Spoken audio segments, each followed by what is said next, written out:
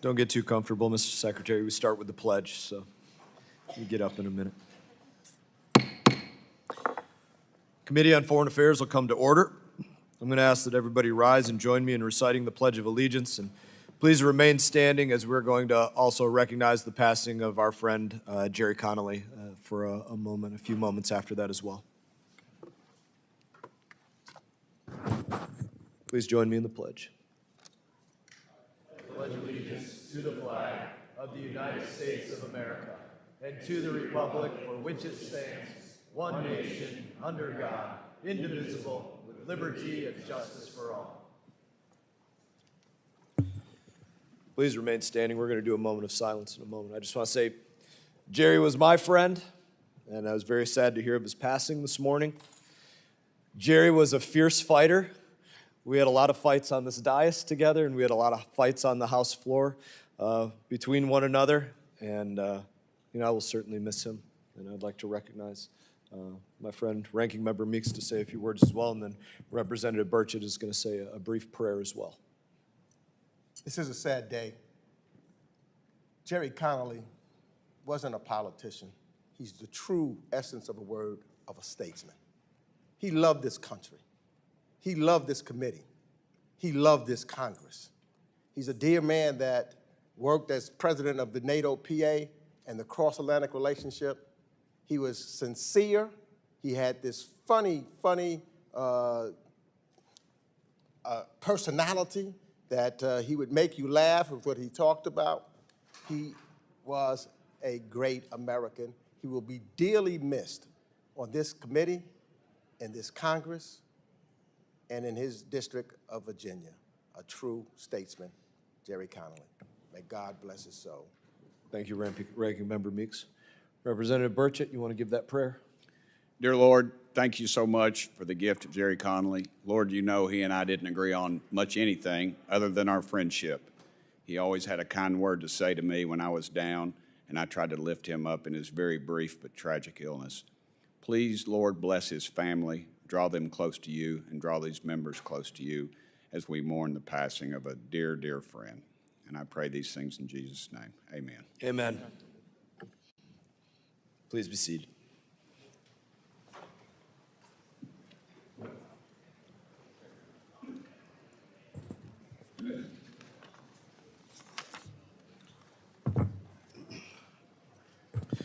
The purpose of this hearing today is to explore the State Department's fiscal year 2026 budget request and explore the myriad of challenges facing the United States and its diplomatic lines of effort around the globe. I'm now going to recognize myself for a brief opening statement. Secretary Rubio, I want to start by thanking you for your attendance today. Since day one, President Trump and yourself, you've taken bold action to clean house, to restore accountability, to slash waste, and to put America and Americans first. And I would say that this was desperately needed. In the past 2 decades alone, the State Department's budget grew from about $9.5 billion to over $55 billion. And I think we could all easily say, for what? In any way, shape, or form did our foreign policy feel like it was 5 times more effective under Joe Biden? I think everybody would say no. Instead, we had a State Department that was literally a slush fund for many far-left bureaucrats, grifting non-government organizations, and foreign adversaries like the Taliban. We had our tax dollars going to things like vouchers for migrants at our southern border, mobilizing elderly lesbians to vote in Costa Rica, as well as drag shows and LGBT comic books, musicals, plays, and operas.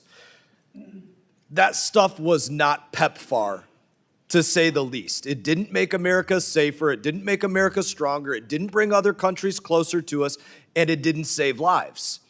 Now, many of my colleagues might think that canceling these programs creates an inroad for China. And I would say that we could only hope that China is stupid enough to spend money in that way. I want to thank this administration for bringing charges against those who it appears were stealing from the State Department and USAID, and in turn, the American people. And I want to thank you, Secretary Rubio, for reorganizing the State Department into a lean and effective diplomatic operation. Let's give proof of that. Just this past week alone, President Trump secured more than $2 trillion of investment from the Middle East. That is more than 10 times what Joe Biden secured from the Middle East during his entire 4 years in the White House, which is not entirely surprising considering under the Biden State Department, there was millions spent on programs like trans inclusion in Tunisia. That was the focus in the Middle East. Now, as you know, Secretary Rubio, the job is not done up until now. Over 80% of the State Department has been unauthorized. We have bureaus and offices that have grown from thousands of dollars to billions of dollars. And that changes in law when we pass the first comprehensive and standalone State Department reauthorization that has occurred since 2002. I look forward to working with the members of this committee. I look forward to working with you, Secretary Rubio, and I look forward to working with Senator Risch moving forward to make sure that one thing alone takes place. Every single dollar and diplomat that we authorize and send into the field puts America first. In that, I would now like to recognize Ranking Member Meeks for any opening statement that he may have. Thank you, Mr. Chairman. Secretary Rubio, I'm glad you are finally before this committee. Your testimony actually comes long after the State Department, under your leadership, took actions without required congressional consultation or that were contrary to the law. But I guess it's better late than never. But let me be clear, showing up months after the fact and refusing to stay until every member has questioned you for 5 minutes as entitled to under House rules are not the standards to which we hold the Secretary of State. Mr. Secretary, I've known you for a while, and I respected very much Senator Rubio, even when we disagreed. Senator Rubio was a principled statesman. Secretary Rubio, however, as we've seen in the past few months, is something different entirely. As a senator, you spoke often and forcefully about the dangers of executive overreach. You warned America not to lose its moral clarity or sacrifice democratic principles for short-term gain. Senator Rubio recognized that we cannot allow the executive branch to unilaterally determine the direction of the United States foreign policy without accountability to Congress. Secretary Rubio is doing precisely what Senator Rubio feared, withholding congressional appropriated funds, stonewalling oversight, and acting as if laws passed by this body are optional. Secretary Rubio has presided over the dismantling and destruction of everything Senator Rubio once defended. So although you may be the Secretary of State, the acting head of USAID, the National Security Advisor, the archivist of America, the empire you have stumbled upon is not one of influence, sir. It is a kingdom of ash. So I ask, was it worth it? Was it worth it to allow the near extension of U.S. foreign assistance and USAID, which Senator Rubio said, and I quote, is a very cost-effective way not only to export our values and our example, but to advance our security and our economic interests? And lie is exactly what this administration has done again and again. Each time Elon Musk and his department of arsonists brag and mislead the American public about massively inflated savings or lie about the program they have cut and their purpose, they're not telling you about the food that rotted on the shelves while people went hungry, or the medicine that was undistributed to children needlessly suffering, or the trust that was lost by your actions. But I believe you know better, because you've said as much, and yet here we are. In 2022, Senator Rubio warned about the urgent and growing threat posed by China and called for a fully funded State Department and USAID. Senator Rubio wrote that soft power tools and alliances were vital to our national security.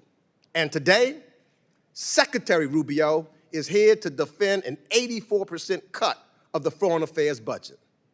How does hollowing out our State Department and dismantling USAID help us compete with China? How does the America Alone budget project American strength? On human rights, the contrast is even starker. Senator Rubio built his political brand on the cause of freedom and dignity. You condemned autocrats in Caracas, Havana, and Beijing for silencing dissent. But Secretary Rubio, he looks the other way when strongmen commit similar abuses. Secretary Rubio even defied a Supreme Court order to facilitate the return of a wrongly detained spouse of an American citizen. And when Senator Rubio became the first Hispanic American to serve as Secretary of State, he made sure to pull the ladder up behind him.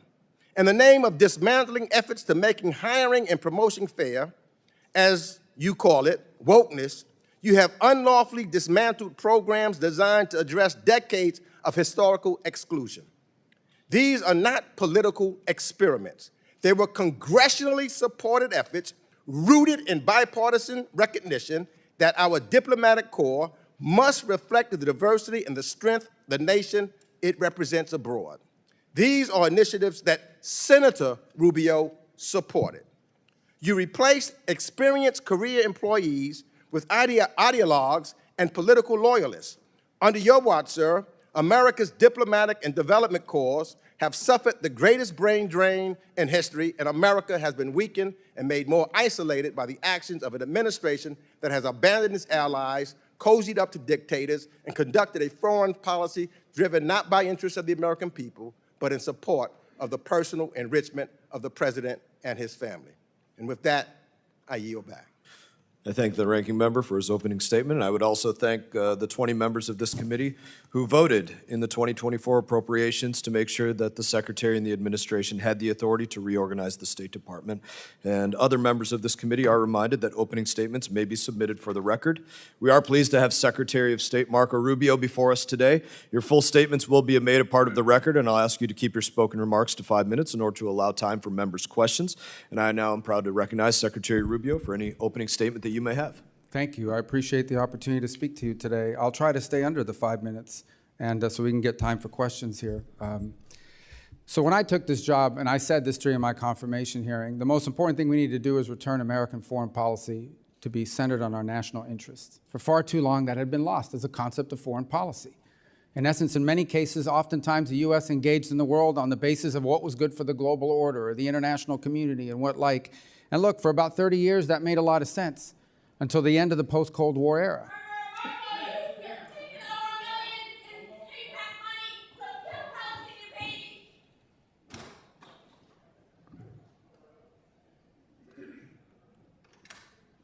So that made a lot of sense for a long period of time during the Cold War, but then we entered the post-Cold War era, and the world order has rapidly changed. We entered a new era about 12 or 14 years ago, and we entered an era of near-peer competition, where for the first time since the end of the Cold War, the United States had a near-peer competitor and adversary in the state of China.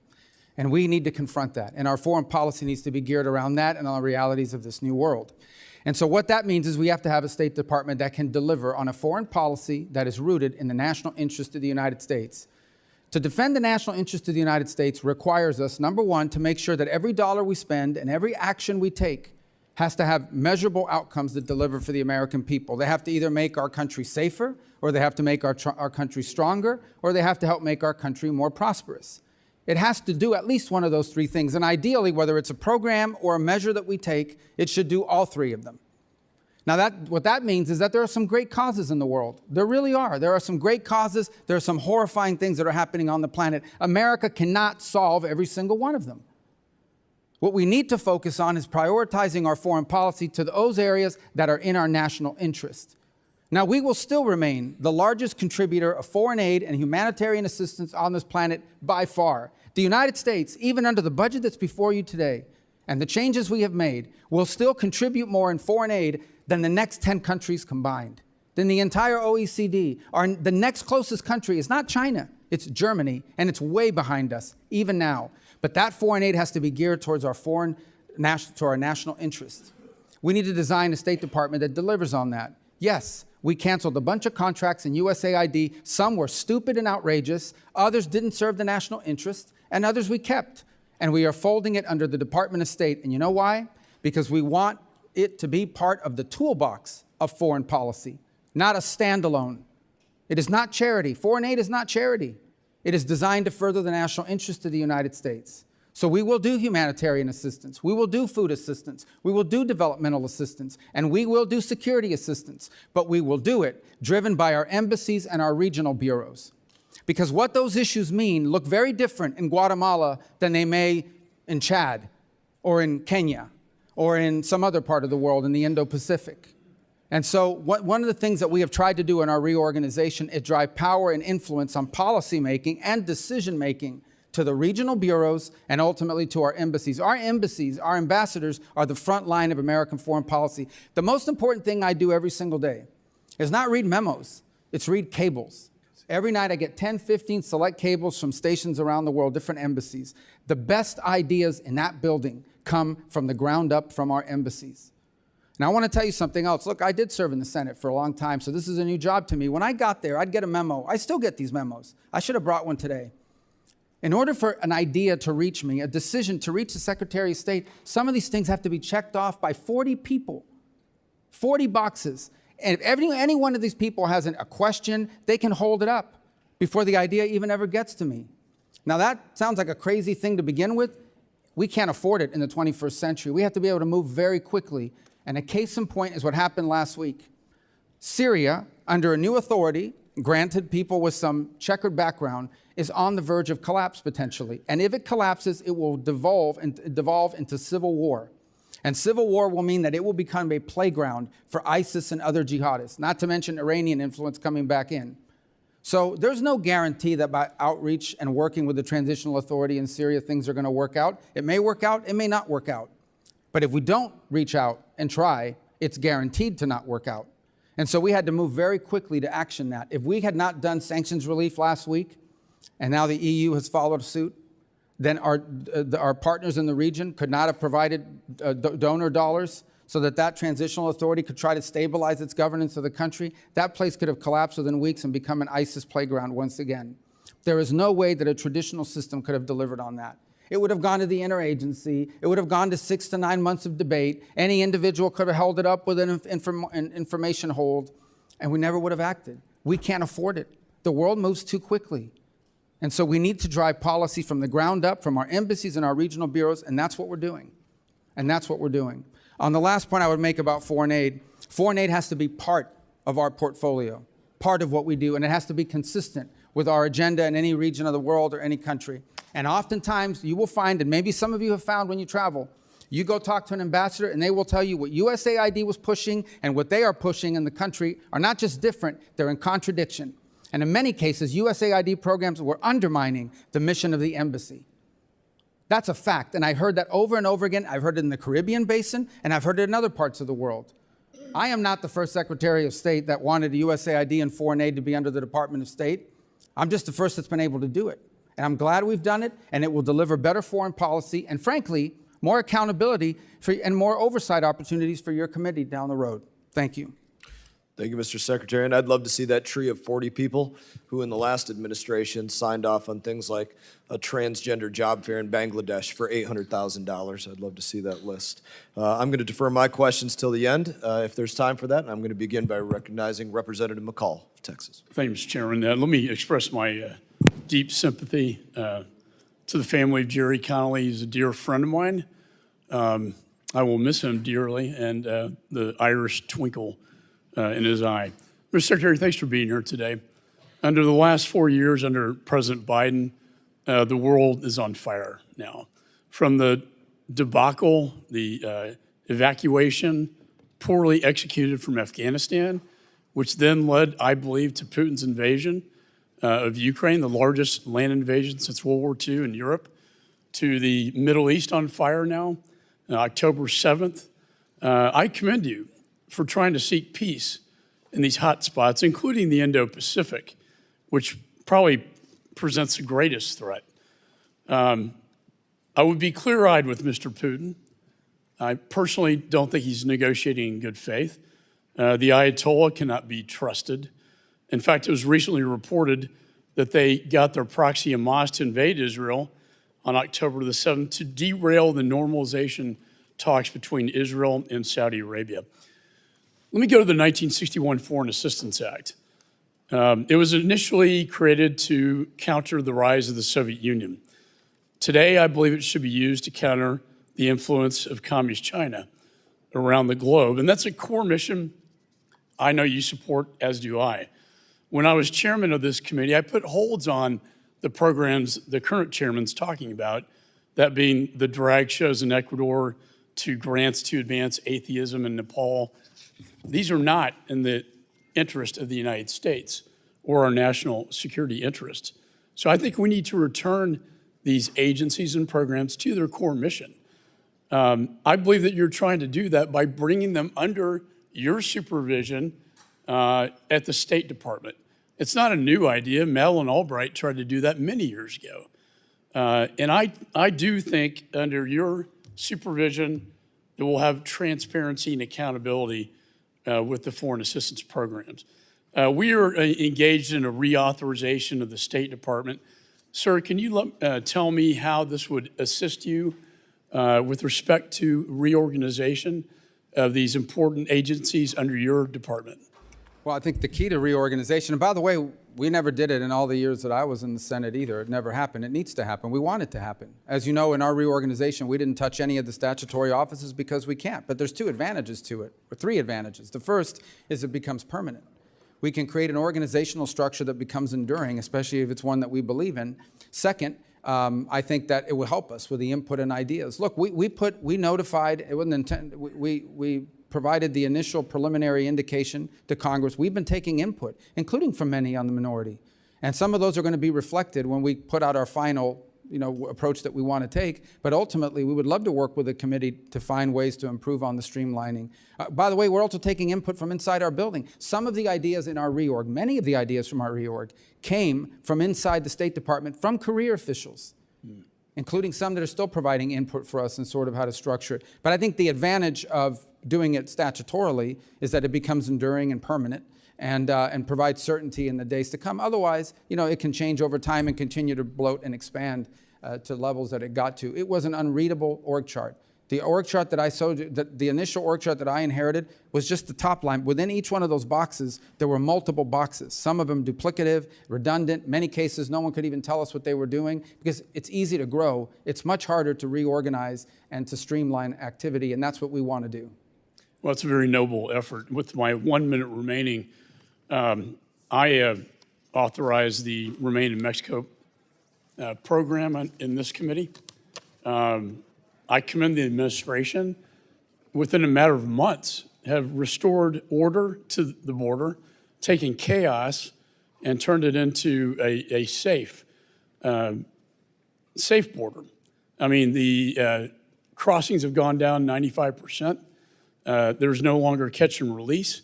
And I do think the executive order on Remain in Mexico is very important. I know you share that responsibility with the Department of Homeland Security, a committee I chaired as well. What is the latest in your negotiations with Mexico to bring that important program back? Well, as you are aware, I'm sure that we've had a number of what I would call both irritants, but also areas of cooperation with the Mexican government. It's been actually pretty positive. They have been very responsive on our security concerns. They've increased their security cooperation with us in ways that have been very productive. In fact, at some point here over the next few weeks, I intend to travel potentially to Mexico along with a couple other cabinet members to sort of finalize some of these areas of cooperation. This may be one we talk about, but we've been primarily focused with Mexico on two things. One is on trade, which is not my department, but obviously our trade representative, Mr. Greer, and also the Commerce Secretary Lutnick's been engaging with them. And then the other is on security cooperation. We have a mutual interest in Mexico. In essence, the cartels that operate within Mexico and threaten the state are armed from weapons that are bought in the United States and shipped there. We want to help stop that flow. The reverse is those cartels threaten the state. There are parts of Mexico that are governed by cartels, where there is, in fact, I think I heard last night 2 more people were murdered in Mexico City associated with the mayor of Mexico City. The political violence there is real. They have a vested interest and a desire to go after these cartels, and we want to help equip them and provide them information. They've also been increasingly cooperative, more than ever before, in bringing back and extraditing people wanted in this country for crimes who are in their custody. So I think we've got good areas of cooperation. We still have some more work to do on migration, but they've been cooperative. Chair Thank you, now Senator. recognizes Ranking Member Meeks. Thank you. I'm trying to figure something out. I know you said you read a lot of cables every day, and I know that when you first got sworn in at your confirmation hearing, you stated that being the Secretary of State would be an extraordinary responsibility. Here we are 4 minutes later, but reading cables every day. How much time do you spend at the State Department? How much what? How much time? Do I How spend focused at the State Department? almost every day if I'm in the country? I travel a lot. It's part of the job. I agree, I understand. But now you have 4 jobs, don't you? Now you're not only the Secretary of State, you are also the acting USAID administrator. You're also the acting archivist. You're also the interim national security advisor. You cannot spend every day at the State Department and then neglect your other jobs that you have the responsibility to do. So how much time do you spend at the other jobs if you spend every day at the State Department? Well, now you know why I can't offer you 8 hours today to answer every question on this committee, which you were complaining about earlier. Look, here's the thing.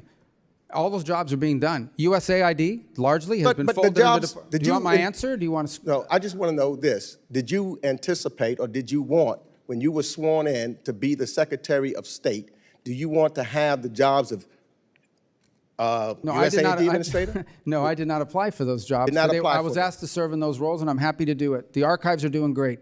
The USAID has been folded under state, so it's a sort of a duplicative role. And the National Security Advisor, which is on an interim basis, has tremendous overlap with what we're doing at the State Department. Well, then why not get rid of all of them and just put everything under you? Get rid of all those departments.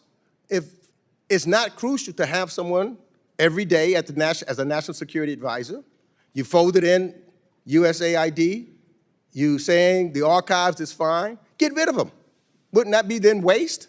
Based upon how you have determined there's waste, based upon your testimony earlier, in some of these other departments, they were duplicative. So if it's duplicative, then get rid of them.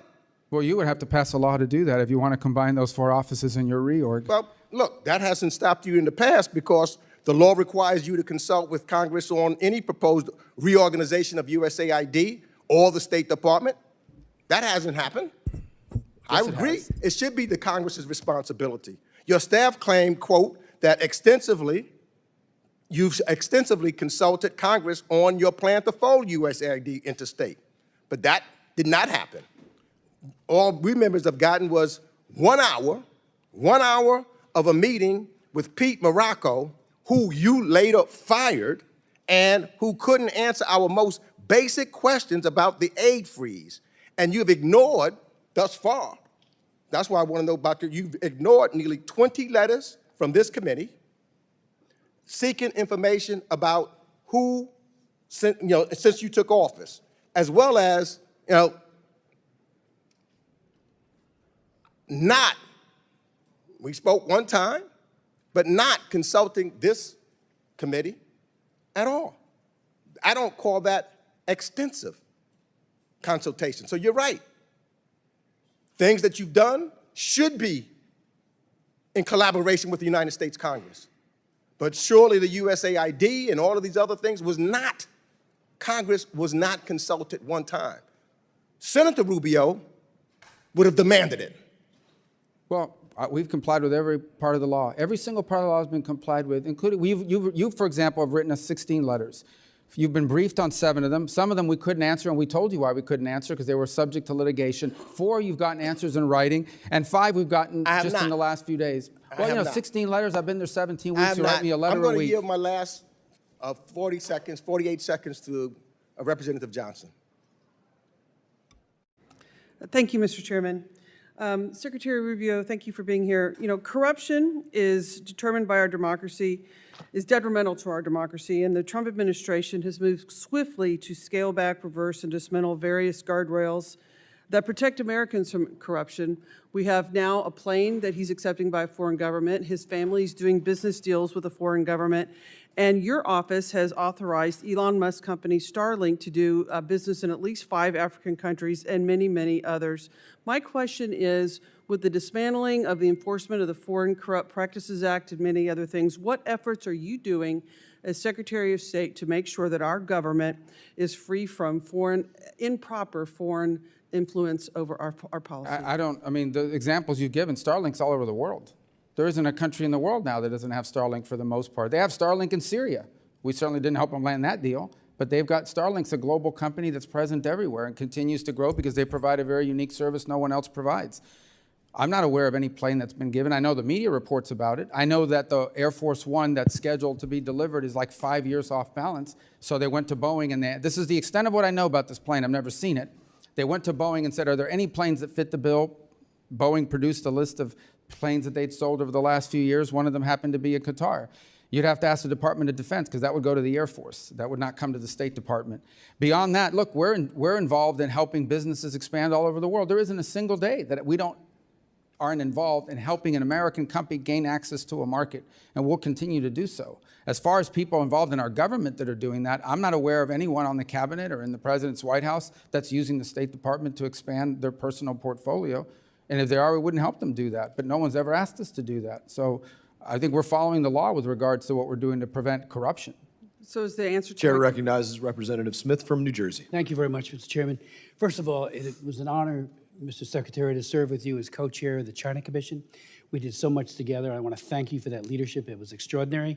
I want to thank you for bringing the DR Congo and Rwanda together on April 25th for that statement of principles. You are tenaciously pursuing peace all over the planet, including in DR Congo, where the fighting is very intense, or it has been.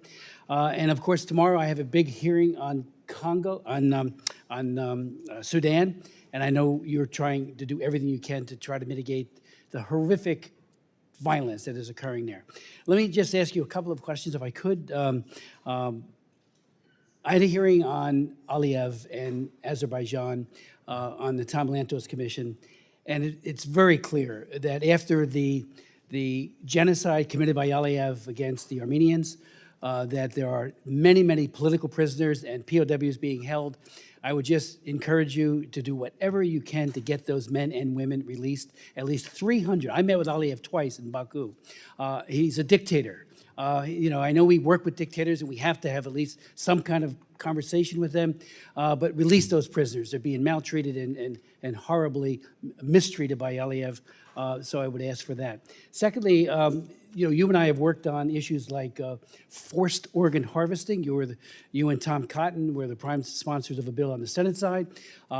2 weeks ago, we got the bill passed here again. It is a horrific human rights abuse by Xi Jinping, targeting the Uyghurs, of course, the Muslim Uyghurs, because those organs are being sold in the Middle East. So they want to have livers that are coming from a Muslim. So the market is very, very high, livers and other internal organs. And Xi Jinping is making billions by killing tens of thousands of young people, average age 28, each and every year. Falun Gong, and you know it, you're the sponsor of the bill. I would appeal to you, if you could. It passed the House 406-1.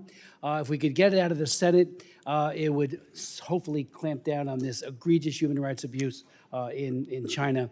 And it's a global bill. It would outlaw forced organ harvesting profoundly, with real penalties up to 20 years in prison for those who are part of that supply chain. But it would most directly affect Xi Jinping and the people who are doing this horrific abuse. I yield.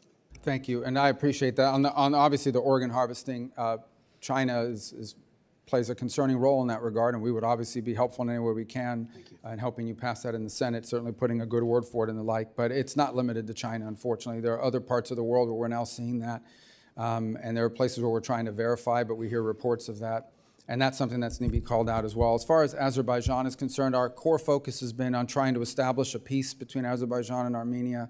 There's a real risk there of a conflict that we're trying to prevent from happening. Our teams have been very engaged in that regard and trying to make something come about and prevent an armed intervention there that would, and obviously within the context of those conversations, the issues you raised about prisoners and human rights are critical to it. And again, another example of where we want to use our embassies. So when we talk about people will complain, well, you got rid of the Human Rights Office and the functional bureaus, it's because it's being transferred to the regional bureaus. And our regional bureaus will not just have a focus on human rights within the bureau, but so will our embassy.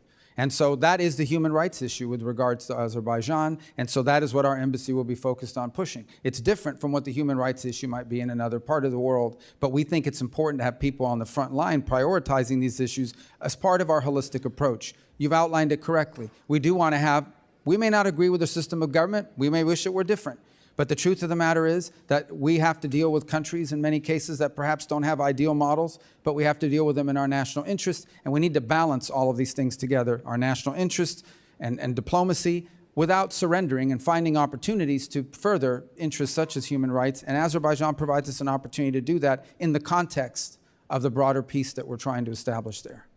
Finally, almost out of time. Yesterday, I chaired a hearing on the global problem of anti-Semitism and how it's getting worse. It was my 18th hearing on it. We had Ted Deutsch, who is at the leader, was a leader here when he was in Congress, as one of our witnesses. And I just want to say thank you for what you're doing vis-a-vis Israel and what you're doing to try to stop this scourge of anti-Semitism that is exploding, especially at the United Nations, where the UN Human Rights Council is filled to overflowing with people in agency positions, not just the members of it, who are absolutely anti-Semitic. So I want to thank you for that as well. Chair now recognizes Representative Sherman. We all miss Jerry Connelly, and I do not think that he would want us to be passive in our questioning here today. Mr. Chairman, it's our job to oversee the State Department. You can't do that by having think tank witnesses come before us. Our job isn't to oversee the think tanks. In 2023, we had 44 government witnesses. This year, we have our first. And I hope very much that we have all the, not only the secretary, but the undersecretaries and assistant secretaries so that we can really do our job. Secretary Rubio, in the 1970s, there was a powerful Middle East monarch who claimed to be a friend of the United States, may very well have been, claimed to be at least agreeable to Israel. And so in the 1970s, we transferred enormous, sophisticated weapons to him. In 1979, the Shah was deposed, and all those weapons were in the hands of the Ayatollah. Today, MBS wants a nuclear weapon. But he says what he wants is a nuclear cooperation agreement. Well, we have a nuclear cooperation agreement with the United Arab Emirates and Turkey and Morocco that all provide for a gold standard of safety.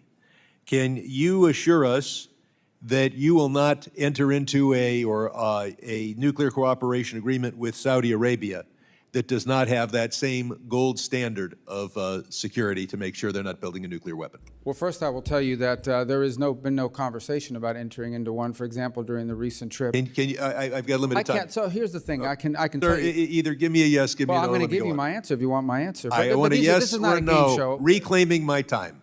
Well, reclaim your time, but it's not a game show. I get to answer. These are complex questions. Let me answer. Mr. Secretary, I'm reclaiming my time. I The don't know what that means. filibustering takes place in the Senate, not here. I'm not filibustering. I'm trying to answer your question. You're trying. Let's go on to the next question. With regard to Iran, can you assure us that you will continue sanctions on Iran until they verifiably agree to abandon all enrichment? That's a yes or no question. No, it's not. Well, can you give me a yes or no, or should I go on to the next We question? believe that Iran should not be allowed to enrich uranium. Correct. You believe that it should? Yeah, I Yeah, we believe that an acceptable deal with Iran is one in which they cannot enrich, because if they can enrich, they can weaponize. I know why we don't want. I asked you, will we agree? Will we continue the sanctions until they verifiably agree to get rid of Oh, you the have no enrichments? worry about us. The worry was the previous administration. This administration Sir, has your been refusal to give me an answer is loud and clear. No, well, I'd like Is to answer your reclaiming question. my time. Mr. Chair, you told us about all these wonderful business deals that were announced in the Middle East. It's reminiscent of the first year of the first term of Donald Trump, where he announced a $10 billion investment by Foxconn in Wisconsin. It is still an empty field. I am sure that the only deals announced in the Middle East that will actually happen were the bribery deals, the $400 million plane and the $2 billion Abu Dhabi will put into the cryptocurrency sponsored by Mr. Trump. TikTok. Mr. Secretary, you led the effort to say that it shouldn't be controlled by the Chinese Communist Party. we passed a law with your help. That law requires that we ban TikTok now because all of the expiration dates have expired. But instead, we saw Chinese interests affiliated with TikTok transfer $300 million into the Trump coin, which is a pure gift. It's $300 million for nothing but monopoly money. And so there's a word in Mandarin for this. It's called bribery. And it raises the question that I'll ask you to respond to for the record, and that is there any statute this administration will not violate for a $300 million Chinese bribe? We next focus on USAID. Musk gutted it. He said no one died as a result. Do you agree that no one has died yet as a result of the chainsawing of USAID? Yes or no? I'm sorry, the question is, has anyone what? Has anyone in the world died because of what Elon Musk did? Listen, Yes or no, reclaiming my time. If you won't answer, that's a loud answer. no one has died because of USAID. Of the people who have died That's a as a lie. result of cutting off the oxygen of a woman in Burma and denying HIV/AIDS treatment to those in Africa. They are dead now at the hands of Elon Musk and his co-conspirators. Chair I now yield back. recognizes Representative Wilson from South Carolina. Thank you, Chairman Brian Mast, for your leadership holding this hearing at a very critical time where dictators with rule of gun are invading democracies with rule of law. And my sympathy for the Connelly family, as I was always cherished my friendship with who I call Mr. President Jerry Connelly. Mr. Secretary, congratulations on your success on behalf of the American people to implement the policies of President Donald Trump, giving Syria a chance, which was welcomed by a standing ovation in Riyadh, which was so historic, and now the progress that you've made, instead of billboards, electronic billboards of the dictator of Assad, they've been replaced by billboards praising Donald Trump and praising the Crown Prince. What an incredible change in 6 months to go from dictator to a potential of democracy. With that in mind, I have concerns that there could be efforts to undermine. And so will you be working in every way to have full executive authorities to carry out the President's orders rather than a phased approach? In addition, can we lift the specific export controls on Syria? Yeah, well, as you know, the sanctions in Syria are largely based on a statute, the Caesar Act. And so that allows the president to do rolling waivers, I believe, 6 months at a time. So the goal is ultimately to make enough progress so that Congress will permanently repeal those. In the interim, what we want to make sure is that the sanctions relief that we're providing allow our partners in the region to begin the aid flow that they want to do without running afoul of the sanctions. So that's what we're focused on executing, even as we speak. There was a meeting on it yesterday. It's in execution today as well. Well, again, thank you for your leadership and insight to see how quickly that should have been done. I'm also grateful for the strong position of the Trump administration in regard to the anti-American Georgian Dream regime in the Republic of Georgia. They rigged the election in Georgia on October 26. They've criminalized association with America. They kicked out American companies blocking trade and mineral access to the Middle Corridor, selling Georgia to the Chinese Communist Party. They've repeatedly smeared President Trump and American leadership.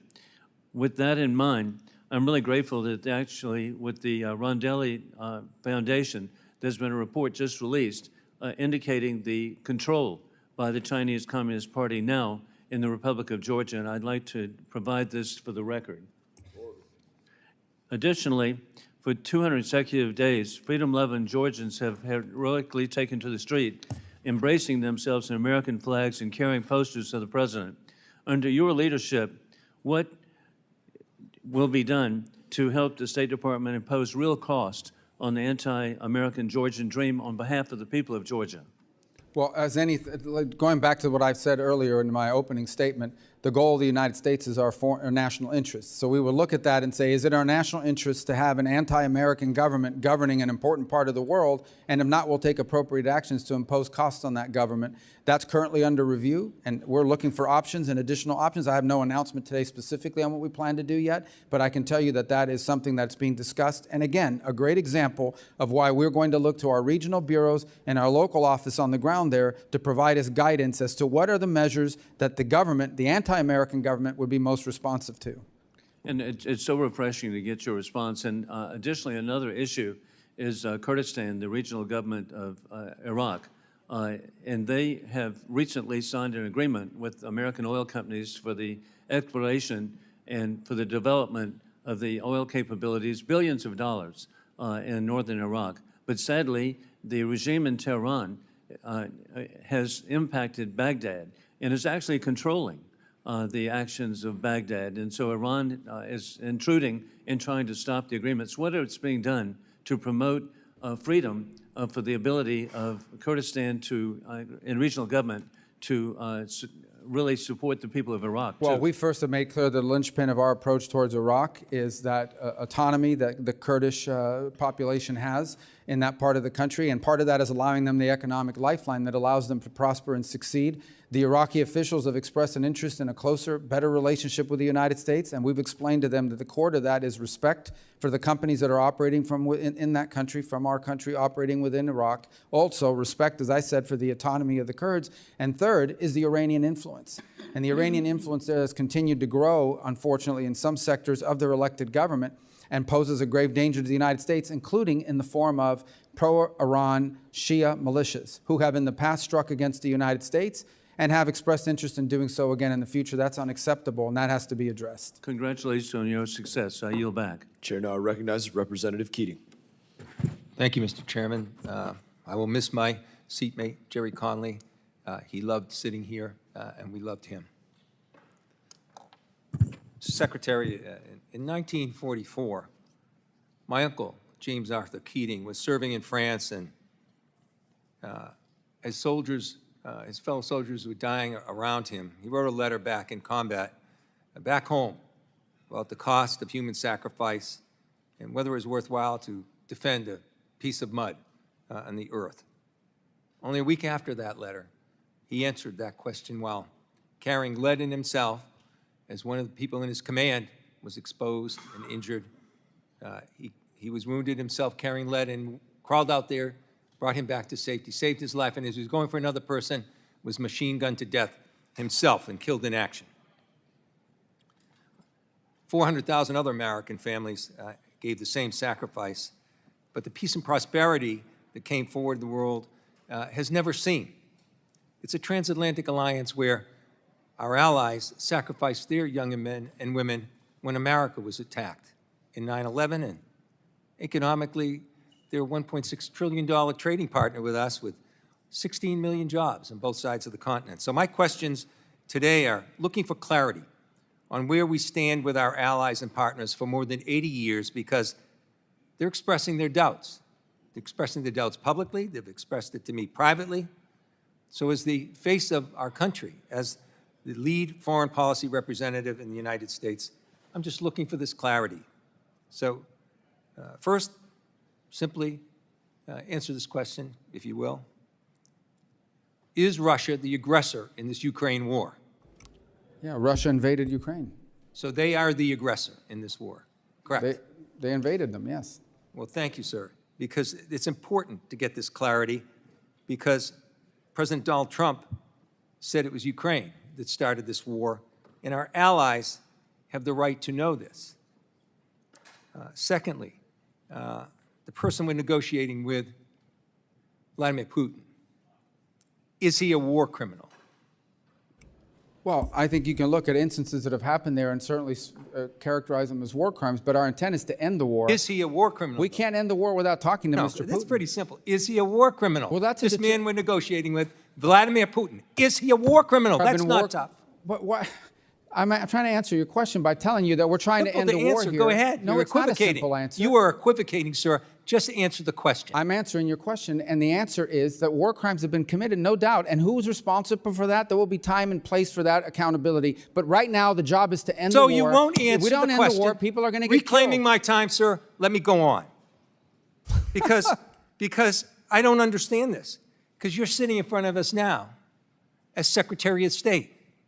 It wasn't long ago that you were sitting as a senator with Secretary of State nominee Rex Tillerson at the time, in the exact same circumstances, only reversed, and you questioned him about Putin directing attacks against schools, markets, hospitals, playgrounds. And on top of this, in this instance, he's abducted 20,000 children, a clear war crime. So you were very clear then Vladimir Putin was a war criminal. Now you're unmaking him a war criminal, and you won't answer the question about the exact same circumstances. You're putting words in my mouth. I'm reclaiming my time, sir. You're putting words in my mouth. And you know what you said to Secretary That's not what I Tillerson said. at the end of his answer when he equivocated just as you are right now? I've not equivocated. You said, You just don't let me it sure answer. sounds like it to me. Then I'll give you a second chance.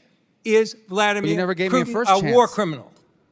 I already told you war crimes have been committed. No, you didn't tell me if Well, he's I a can't war even- criminal. Mr. Chairman, am I allowed to answer questions? I'm or just reclaiming be my hectored? time, sir, and listen, Well, I'm if he using keeps your own reclaiming words so you don't have to answer. Did you know what you said to then nominee Secretary of State Tillerson?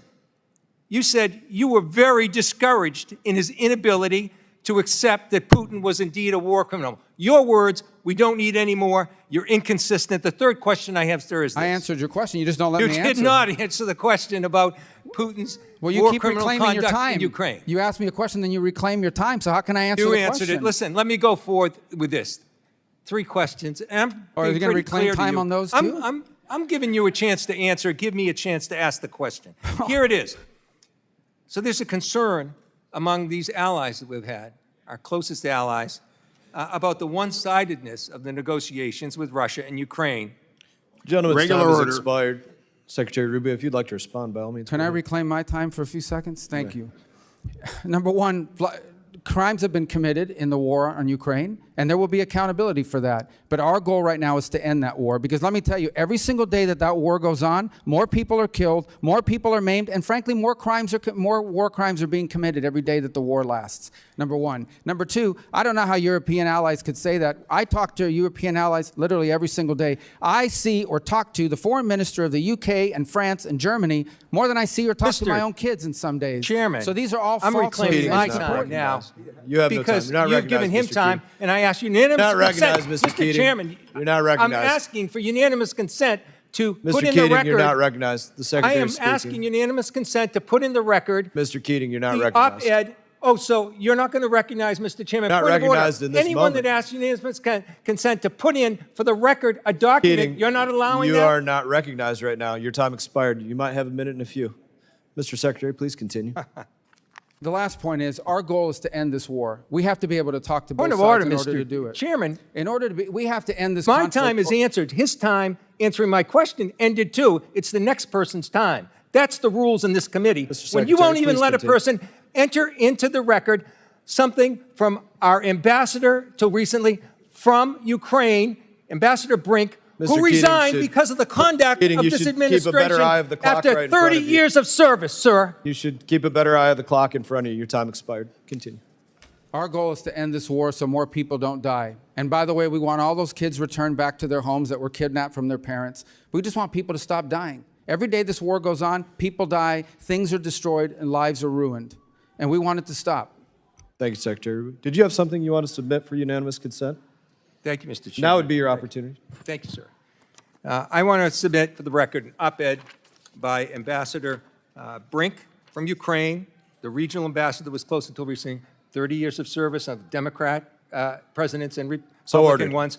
It's an op-ed that says So ordered. Trump's Ukraine Representative Weiss is policy, no recognized. choice, and she details how So peace ordered. at any cost is Take yes appeasement, for an not answer. peace. So Thank ordered. you, sir. Representative Weiss is recognized. Mr. Chairman, I'd like to ask unanimous consent that the accomplishments of the Secretary of State in the first 100 days be placed in the record. So ordered. Thank you. Mr. Secretary, good to see you again. We're holding up just some of those. You probably recognize what you've done for 100 days.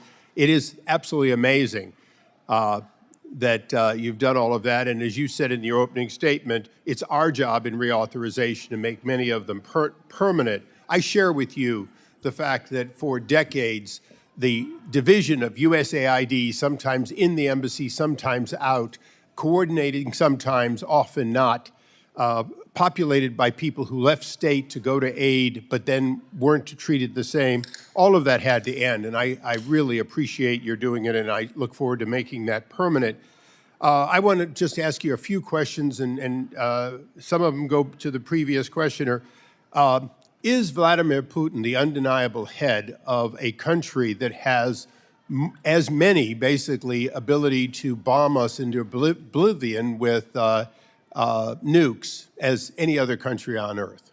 They have the largest, I believe, the largest strategic weapon stockpile in the world and one of the largest tactical nuclear weapons stockpiles. And he's the undeniable leader. Correct. Is one of the things that every Secretary of State keeps in their mind that peace is never made with your friends, but rather with your enemies? Well, it's one of the reasons why, irrespective of Ukraine, there has to be some level of communication between the United States and Moscow. It's frankly irresponsible to not have the two biggest nuclear powers on the planet communicating, which was the case for 3 years. That doesn't mean we're going to be allies or friendly unless conditions change, but we have to at least be able to communicate with them to prevent miscalculation and war. And wasn't it true during the entire Cold War, president after president of both parties and secretary after secretary had to and did retain relations with the Soviet Union, up to and including President Reagan's famous negotiations that essentially led to the end of the Cold War? If there had not been communications between the U.S. and Russia in 1961, the world could have ended during the Cuban Missile Crisis. Now, on that list behind me, there's a lot of taking and combining and so on. But I have two things I want to ask you about. One is, do you have a vision for OBO that would cause it to catch up and to reach a point where our embassies, consulates, and other facilities would never again lead to something like we've had at Benghazi and other occurrences where substandard facilities led to the loss of life? Well, absolutely, it's our priority. In fact, every single day, we have a team that watches our mission posture around the world, not just because of the physical layout, but what the conditions are on the ground. Remember, in many of these posts, in many cases, we are very dependent on local forces and their ability to protect from the perimeter, what they're willing to offer. And so, as you recall, in Benghazi, one of the challenges we faced is we relied on local militias to provide perimeter security. When they abandoned their post, it left the consulate and vulnerable and ultimately led to loss of life. So as part of our analysis, clearly the physical layout and the protection, it's something we've watched very closely in places like Somalia, where we were lacking overhead protection in some cases, but also we are always looking at the capability and willingness of local liaison partners on the ground from the host government to provide their end of it. The less security they're able to provide us assurances on, the more nervous and concerned we become about our force posture or about our presence in any given country. Now, Mr. Secretary, as you recall, during the first Trump administration, the president nominated me for the Trade Development Agency, and I kindly appreciate the fact that you were willing to support me if I'd ever gotten the actual vote. It is a small organization, a small part of our outreach to compete against Belt and Road. USAID could be part of that. Obviously, XM Bank, a host of other entities could be part of it. But in your opinion today, even with the changes you've made, are we or are we not positioned to properly address, to provide complete packages to compete against Belt and Road? Well, first of all, Belt and Road is largely a series of loans and other traps that are provided that you hire Chinese companies to come into your country and build a road or build a bridge or build a stadium or build whatever they want. That's actually not comparable to USAID, which is more humanitarian and development assistance, but it's in the form of a grant. That's more loaning on their part. I think the two entities that are best positioned to act as alternatives are the Development Finance Corporation, which is currently potentially could be expanded in my view, and then Millennium, which is undergoing a review for improvements. But I think both of these offer better alternatives in terms of comparison to or a way to compete against Belt and Road Initiative. Thank you, Mr. Secretary. Yield back. Chair now recognizes Representative Barra. Mr. Chairman, I'd like to ask unanimous consent to enter into the record this Inspector General report about the impact of USAID So ordered. Golden State. Mr. Secretary, I did not get the chance to know you while you were in the Senate, but like you did, I also have traveled a lot to Africa, have seen firsthand the gratitude of lives that we've saved. You know, after the Ebola crisis in 2014, had a chance to visit villages in Sierra Leone, and just the joy and thanks to the United States. You know, in 2015, you stated this, and again, foreign aid is less than 1% of our budget, but foreign aid can make a difference when properly used. And if you ever have a chance, travel to the African continent and you will meet people who are alive today because their American taxpayer-funded antiviral HIV medications that kept them alive. It will not be easy to radicalize people who are alive because the American taxpayer saved their lives and the lives of their children. Do you still stand by that statement? Yeah, and Yes. that's why we're still going to do foreign aid. Great. So that's incredibly important. As a young doctor in the 1990s, I took care of a lot of people that were dying of HIV and AIDS. It is a painful death. What I hear on the ground in Africa is that these medications aren't getting to folks, that some of the folks that deliver the medications aren't getting to folks, and people are dying. We need to do what we did under President Bush with PEPFAR. We've saved over 25 million lives. Nearly 8 million babies are alive today because we prevented them from getting HIV/AIDS. I want to work with you to make sure we continue doing that. That is the goodness of the American people. I'm a little bit older than some of the people on this committee. I grew up looking at pictures of kids that were starving in the 80s. Part of the reason why I became a doctor, part of the reason why I'm on this committee, and why I've focused so much on health, nutrition, food aid, is because of pictures like that that are embedded in my mind as a kid. We came together as a country. Part of what moral clarity of the United States is we are a country of abundance. President Trump may not think this is in our national security interest, but I think it is in our faith interest. It is who we are as a spiritual nation, as a faith-based nation. We worry about that. We care about relieving starvation and so forth. We've got to do more because I talk to the faith-based groups, I talk to our implementing partners, I read the news stories. I do not want to see more pictures like this coming out, and I'm definitely afraid in the next 30 days, 60 days, 2 years, 4 years, we're going to see more death and starvation because nobody else can do what we do as the United States of America. I'd like your commitment that you will work with us to make sure we continue providing food aid, that we continue doing what we do best based on our moral clarity. Can I have your commitment on that? Yeah, in fact, that's why we're going to have a humanitarian fund within the Department of State that's going to provide the humanitarian system that you've outlined. And we're still going to be by far the largest donor in the world to Great. humanitarian And you'll continue assistance. to work with this committee, work with us in a bipartisan way, in a bicameral way, to do what we do best. Nobody can do what the United States does. That's my hope, to be able to continue to work with you in that way. We want to see humanitarian aid. We're going to do more of it than anybody on the planet. Great. Let's save lives. With that, let me yield the remainder of my time to my colleague from Pennsylvania, Ms. Dean. I thank you, Representative Vera, and God bless Jerry Connelly. Mr. Secretary, you and I had the great privilege this past Sunday of traveling to the installation of Pope Leo, where he encouraged us to choose love and help the world's poorest. He suggests that we should get proximate to the suffering.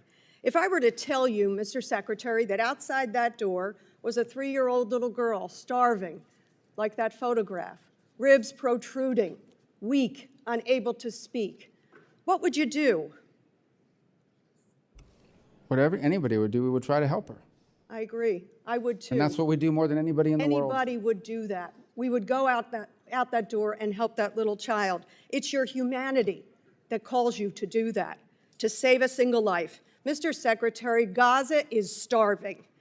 As of last week, the UN has confirmed, it's the UN, has confirmed at least 57 children have already died of malnutrition and 14,000 more are on the brink of starvation. Food sits just beyond the border for days, for weeks. It was cut off. Please hold the clock for me. Reclaiming my time. I understand they're upset. For days, for weeks, I asked that I could reclaim some of that time that was just interrupted. We'll give you 5 seconds. 5? Additional. Innocent children are dying. Mr. Secretary, Pope Leo has called for an end to the blockade to humanitarian aid, which began by Mr. Netanyahu March the 2nd. He said, the Pope said, the price is being paid by children, the elderly, and the sick. Secretary Rubio, I call upon you and I ask for your affirmation of this. Stand by our faith. by the call of the Pope to save the children desperate for food and water, babies who have no way to feed themselves, mothers who have to watch them die. Stand by the Jewish faith. Their teaching tells us to save a single life is to save the whole universe. Will you commit to getting a surge of aid into Gaza now? Gentlelady's time has expired. Maybe the Chair now Secretary- recognizes maybe the Representative Secretary Burchett could from answer- Tennessee. Mr. Chairman, could the Secretary answer my question? I don't It's think a yes you got or no. I don't think you got a question out, and I I gave did. you additional time. Would Chair recognizes somebody- Representative Burchett from Tennessee. Thank you, Mr. Chair. Mr. Secretary, how do you plan to ensure that future foreign assistance funding decisions are aligned with the President and are not co-opted or watered down by entrenched Foreign Service bureaucrats? I'm going to get to your question, Dimitri. If I could just take 5 seconds. We have asked the Israelis, and I think they've acknowledged this publicly, to allow more aid to flow. I actually met with the World Food Program in Rome this weekend while I was there. We believe they have a system in place for distribution. We'll continue to urge them to do so, and in fact, we expect more aid will begin to flow rapidly over the next few days into Gaza. I thank you. As far as your question about entrenched Foreign Service officers, actually, I want to be fair here. I have found the Foreign Service officers, by and large, the professional Foreign Service officers, to be very competent, professional, wanting to deliver on the mission, and to the extent they're frustrated in many cases is that they feel impeded by bureaucracy or by layers and layers of bureaucracy. People don't join the Foreign Service to get rich. They know they're doing it for service, and it's rewarding. Like in any organization, you're going to have people that stand in the way or are not aligned with the mission. And it's our responsibility to ensure that those people are not in a position to impede us. But we can't do the work at the State Department without our professional Foreign Service officers. And frankly, they're the ones we're empowering. And so ultimately what we want to return to, however, is a Foreign Service officer corps that's promoted and rewarded on the basis of merit, on how well you do your job. And sometimes, by the way, that means promoting someone who maybe doesn't have as many years experience. Maybe they've only been there 10 years instead of 20, but they're really good. And if you don't promote them, we're going to lose them to the private sector or some other endeavor. So ultimately, it resides upon us, those of us in these positions, to ensure that our agencies are delivering on the President's foreign policy. The State Department is not an independent branch of government. We are part of the executive, and our job is to help the President formulate foreign policy and execute on it. And we're trying to give you a structure in this reorganization to do that.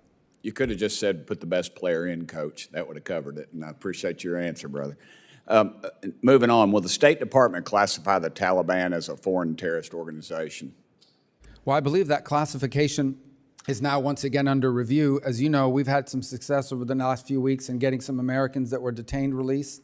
But we'll have some decisions to make. That designation ultimately will be based on a holistic approach to what we think our future policy is going to be with regards to Afghanistan. We're clearly aware of who they are and what they've done in the past. We'd like to see more cooperation from them on al-Qaeda and other elements in the country that we'd like to see targeted. So I think that's part of a tool set the President has as leverage to increase cooperation on their part. Can we ensure that America won't be attacked by the Taliban or any of these other terrorist groups that are training or based in Afghanistan?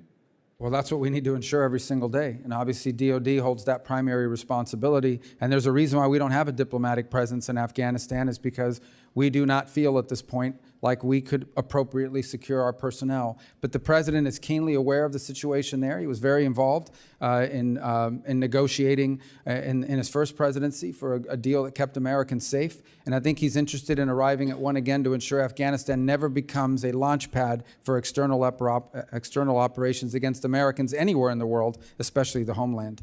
Thank you. Also, I've been working on a piece of legislation, House Resolution 260, for a couple of years. It basically defunds the Taliban. We found out through a fellow named Legend who fought on our side and another guy, Sean Ryan, Navy SEAL, that they're collecting around $40 million a week is what we've been told, and possibly up to a point of $5 billion from some State Department documents. I'm wondering if you all will support that bill, and what it does, it aims to stop U.S. tax dollars from benefiting the Taliban. Well, I haven't seen the bill. I certainly support the intent that you've outlined. And I also would say the President has issued an order, which we have followed, to suspend any aid that could possibly reach the hands of the Taliban, and that's been implemented. Well, we're told that it possibly still is, and the President has voiced support of this legislation, and I would hope that you would review that. That's something that's been out for a while, and it needs to be stopped, put to rest at some point. I've also invited President Salih of Afghanistan to meet with me and my colleagues, and I'm wondering if you all will facilitate his entry into the country to meet with us. Well, ultimately, that will require a decision and a determination upon whether a visa should be granted for that visit. We're certainly happy to, if you've got an engagement that you think would be important and further the national interest, it's certainly something we would consider in terms of making that decision. You know, we've granted visas in the past to people that we're not necessarily enamored with because they're coming to the United Nations or for some other purpose. So we would want to work with you to learn more about the context of that visit, and we would consider it. Sure.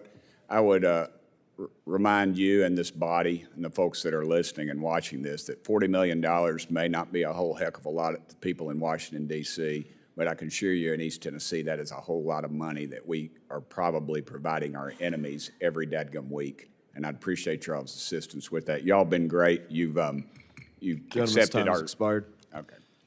Chair now recognizes Representative Castro from Texas. Thank you, Chairman. Thank you, Secretary. Thank you for your testimony. I want to say at the beginning that I think that in terms of roles in the cabinet, that coming into your job, I think you're the most qualified cabinet member. In a cabinet that I think has otherwise been incompetent and unqualified. You and I are obviously of different political parties, but we share kind of a similar story.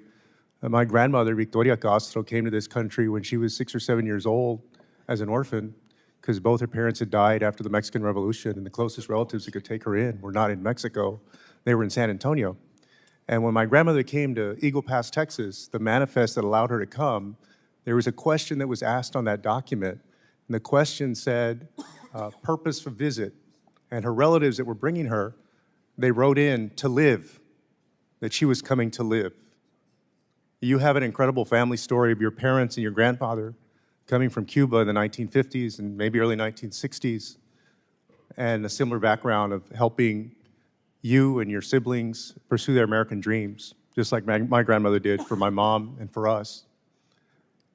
But I feel like today, under the Trump administration, our grandparents may have ended up in a gulag or banished or in Guantanamo, or like the girl that I visited with who was a U.S. citizen in Mexico a few weeks ago with a brain tumor, having her seizure medication seized at a CBP inland port. And her mom, who's undocumented Mexican, her caretaker, 24 hours a day, not allowed to come back with her to get treatment for her condition. And I want to ask you specifically about a policy decision where on February 5th, DHS Secretary Noem rescinded temporary protected status for Venezuelans. This same thing was used for 700,000 Cubans in the 1960s and 70s. And she stated that in consultation with the Department of State, assess conditions in Venezuela and that there are, quote, notable improvements in several areas such as the economy, public health, and crime that allow for these nationals to be safely returned to their home countries. And you said as recently as a few years ago that returning and failing to renew TPS for Venezuelans would be, quote, very real death sentence for countless Venezuelans who have fled their country. That was a few years ago. And so I wanted to ask you, do you believe after everything that Maduro has done, and you and I have both condemned him, as I think almost everybody on this dais has, that TPS recipients forced to return to Venezuela will truly be safe in that country? And how do you justify the decision to send 350,000 people to Venezuela right now? Well, 350,000 people have not been sent to Venezuela. I think you're referring to the TPS cancellation of the temporary status. So 2 points. Number one is, unfortunately, that blanket approval of TPS gave TPS, including to people that, frankly, we should not have allowed in this country, irrespective of what part of the world they came from. Number two is the hope that now people that have received TPS will apply through the asylum process. And I believe many of them, if not most of them, will have very credible asylum claims to make for the reason you've just outlined. I think that problematic is that when you do a blanket TPS, number one, it's supposed to be temporary. None of these TPSs ever go away. But number two, when you do a blanket, especially in a mass migration event, it is going to protect and cover people that, frankly, we should not have allowed into this country. The overwhelming we're both part of the same Latino community.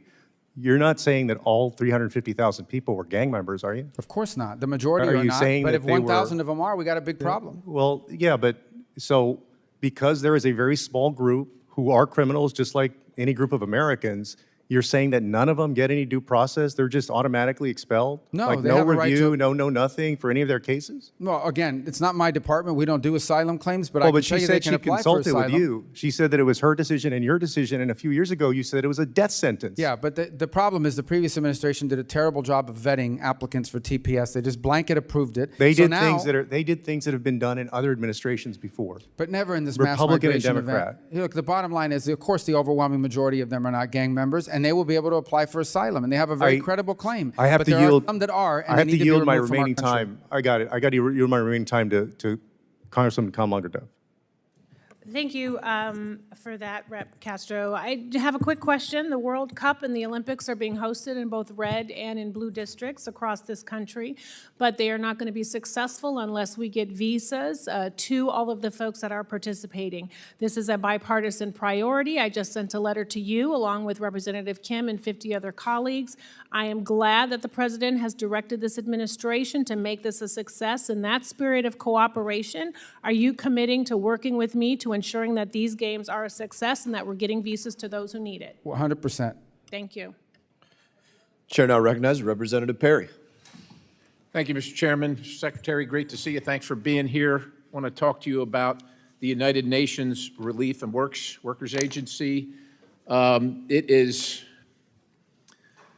The claims are fantastic and horrific at the same time, long-standing, of mismanagement, of collusion with Hamas and the terrorist organization and terrorists in Hamas, the using of American tax dollars to promote terrorism, anti-Semitism, violence, rampant corruption throughout the United Nations Relief and Workers Agency and ties to Hamas.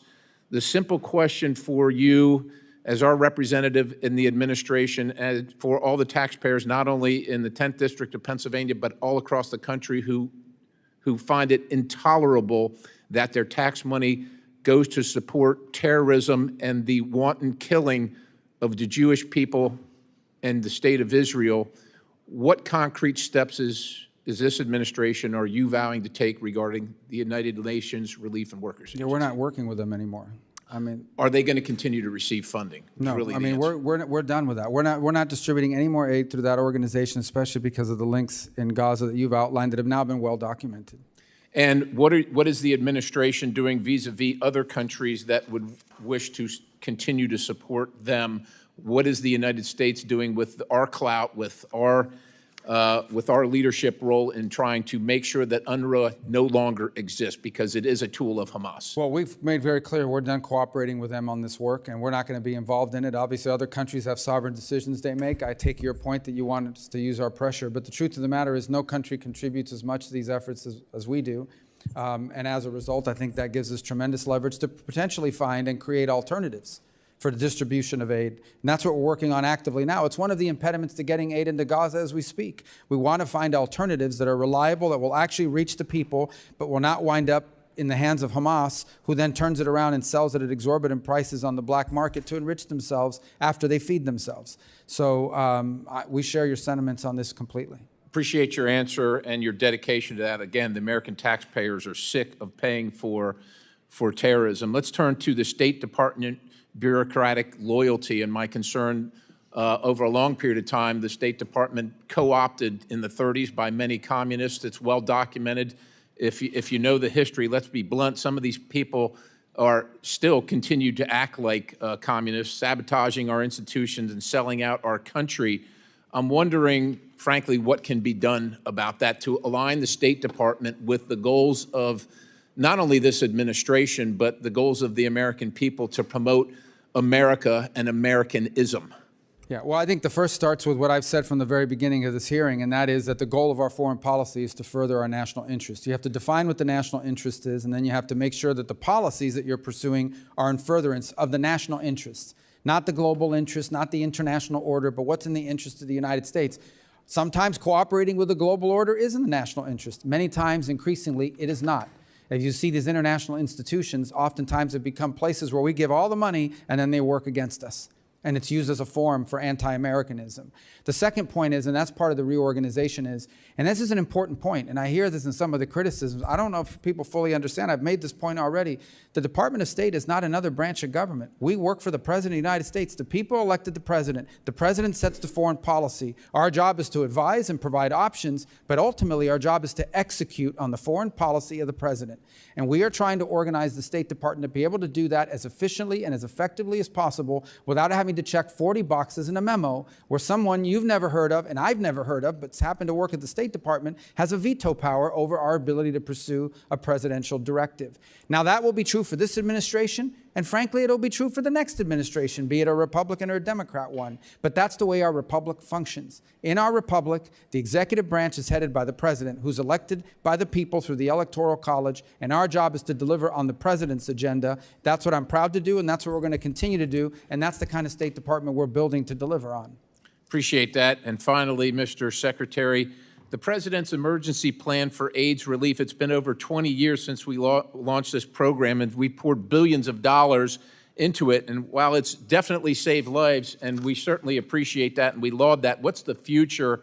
And when do we transition full responsibility to the African nations to manage their own health programs as we struggle to manage our own and pay for our own in the United States of America? First of all, 85% of recipients under PEPFAR are currently and still receiving their assistance. The second point you make is an important one, and that is the best foreign aid is foreign aid that ends, and it ends because you've either solved the problem or because you've given capacity to your local partners to solve the problem. And I do believe there needs to be a metric in PEPFAR and beyond that in all of our foreign aid to ensure that at some point it ends because the problem was solved or because the local partner now has the capacity to handle it on their own. We are a generous people, but we cannot be responsible for every problem on this planet. We can't afford it. And frankly, in this day and age, we have many priorities we need to balance if we're going to form the national interest. Representative Thank you, Tice. Chair Hughes. Thank you, Mr. Chairman. Thank you, Mr. Secretary.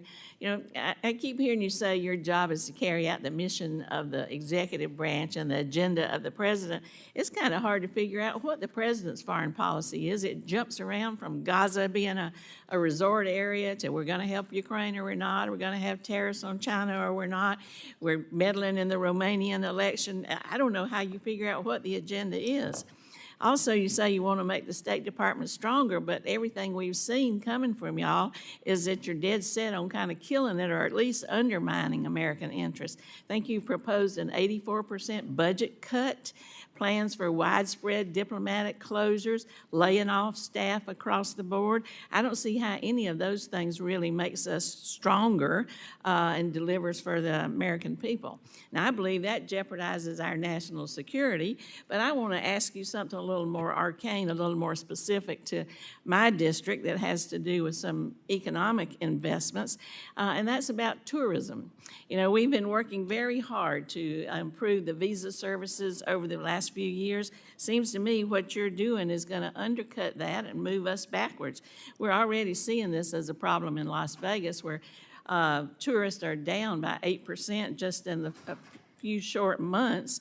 And this problem's going to become more acute as we look to host the Olympics and we host the World Cup. So could I just ask you, are you planning to cut the Consular Affairs Bureau that does the visas by 15% like we're hearing? No, consular affairs may actually even be expanded. And in fact, we are looking for ways to do double shifts in some of our embassies around the world because of the visa requirements. For example, if you haven't applied for a visa from Colombia already, you probably won't get here in time for the World Cup unless we go to double shifts. So we've even talked about reassigning Foreign Service officers, many of who are trained earlier in their career in consular services, to provide 24-hour presence in some of our embassies and consulates around the world just to handle the visa load for things like the World Cup, the FIFA World Cup, the FIFA Club Cup, and then the Olympics 2 years behind it. And in fact, go ahead. How are you going to do that with an 84% budget cut? There's no 84%, but I think you're referring to USAID when it comes to the State Department. I know that's part of it, but just yeah, generally. but when it comes to the State Department, our consular services are actually intend on ramping up efforts because of the reasons that I've just outlined below, because of the reasons I just outlined earlier.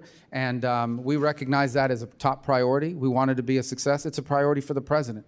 And I think there are good numbers because it's the same division that handles it. We are setting records in the numbers of passports that are being processed. Same group of people, so it shows that our systems are improving. And finally, we're looking at ways to infusing technology and AI to even further and rapidly increase that process even further, particularly for people, we're people who have had visas in the past, so we're just restoring visas. We can move even much quicker on many of those. Well, I'm glad to hear you say that, but I want to look and see what you do, not just what you say, because when you talk about cutting budgets, talk about cutting personnel, talk about closing embassies and consulates, I don't know how you can increase the visa process or make it quicker. There's no proposal at this time to close embassies or consulates. That's been media reporting because people like to leak lies, but there's no such work. So that's not happening? None are proposed, and I think I would Know know. about it? Well, okay, well, let's check that out and see where that information is coming from. If I could switch just a little bit to Afghanistan, you've heard a little bit about that. I introduced legislation to authorize the CARE Act, the Coordination for Afghan Relocation Efforts.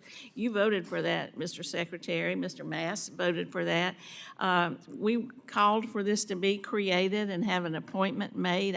I wonder, can you tell us what's happening with that to help us serve these Afghan refugees? Or are you wearing that hat too, or is there somebody else that you're going to appoint to that position? Well, primarily the DHS responsibility for the intake of people into our country. I can certainly take that back and give you information on what progress they've made in that regard.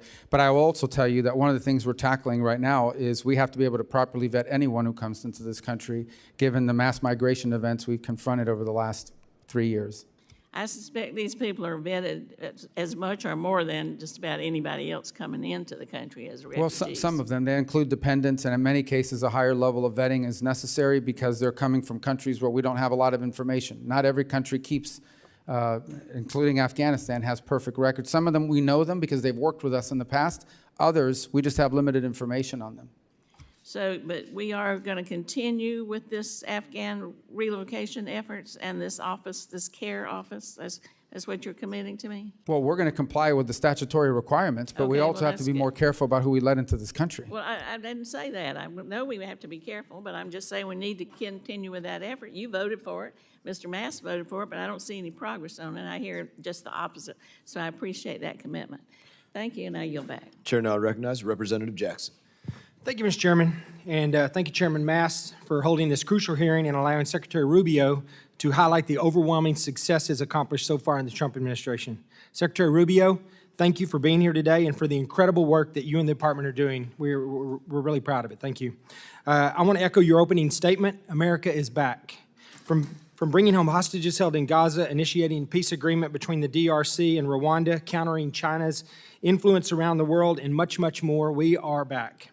Thanks to the great work of President Trump and your great leadership, the United States is restoring its place on the world stage. No longer will the United States refuse to engage in foreign policy and diplomacy, but rather we will lead with peace through strength. I've traveled a lot recently via my various committees, including this one, throughout the continent of Africa. And one thing I've seen is that we've really neglected Africa. We have spent a lot of money and wasted a lot of money there, in my mind, with no strategic thought whatsoever into how we're spending this money. I have a question for you regarding South Africa. South Africa has withdrawn from America and our allies in recent years while increasing diplomatic relationships with our foreign adversaries, deepening cooperation with China, attacking our greatest ally, Israel, at the International Court of Justice, downgrading Taiwan's diplomatic presence, and condoning violence and race-based persecution against minorities. I fully support President Trump's executive order to bolster the administration's efforts in combating the egregious actions taken by South Africa. To support the administration's efforts, I recently introduced the U.S.-South Africa Bilateral Relations Review Act, which would conduct a full review of our relationship with the Republic of South Africa and allow for the use of targeted sanctions against corrupt officials in the African National Congress. Secretary Rubio, have you seen South Africa align with our adversaries like China, Iran, and Russia, and do you believe a full review of our bilateral relationship would be beneficial in the U.S.'s posture and strategy toward this country? Yes, on your first two questions, and an interesting topic, and maybe even as we speak, the President is actually meeting with the President of South Africa who requested that meeting, and it will be happening today. Obviously, I'm here with you today, otherwise I would be at that. So I imagine these topics will be raised there as well. Thank you, sir. I appreciate that. And with that, I'm going to yield the remainder of my time to my colleague, Mr. McKenzie. Thank you. Mr. Secretary, in your opening remarks, you mentioned Syria and how sanctions relief was a necessary step to help Syria's interim authorities stave off imminent collapse of the country. Can you expand on how sanctions relief is being used to advance U.S. policy objectives, and also discuss potentially what conditions have been placed on Syria's interim authorities for that sanctions relief, including but not limited to things like protection of religious minority groups and counterterrorism cooperation? Yes. Well, first of all, let me say that Syria is, in many cases, when it comes to stability, the most important country in that region. And the region will tell you this. If Syria is unstable, the region becomes unstable.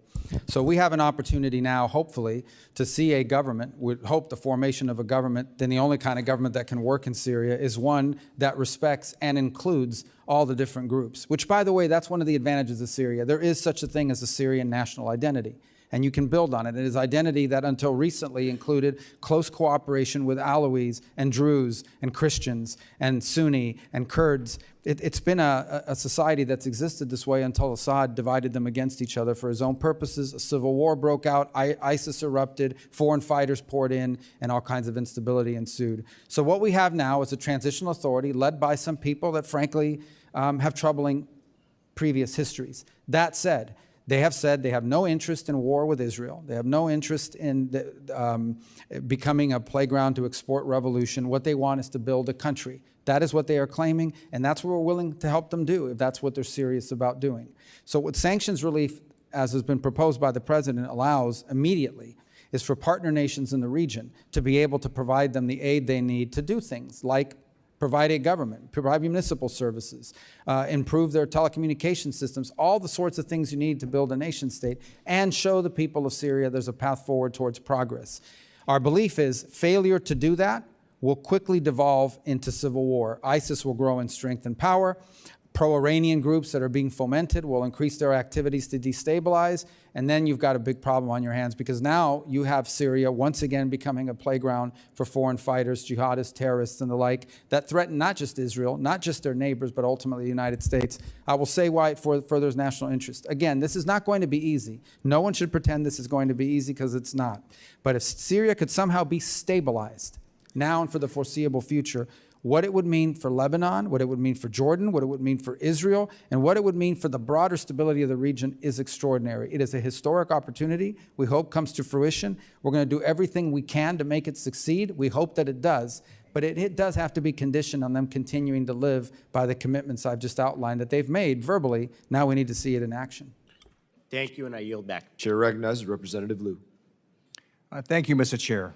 Secretary Rubio, thank you for being here today. As a member of the legislative branch, I don't have a special exemption to violate the law. You would agree with me, wouldn't you, that in America, no one is above the law? Of course. Okay. And in our system of government, it's Congress that makes the laws, the executive branch that executes the laws, and the judicial branch, when there's a dispute, that says what the law is. Is that right? Within the context of separation of powers, yes. Okay.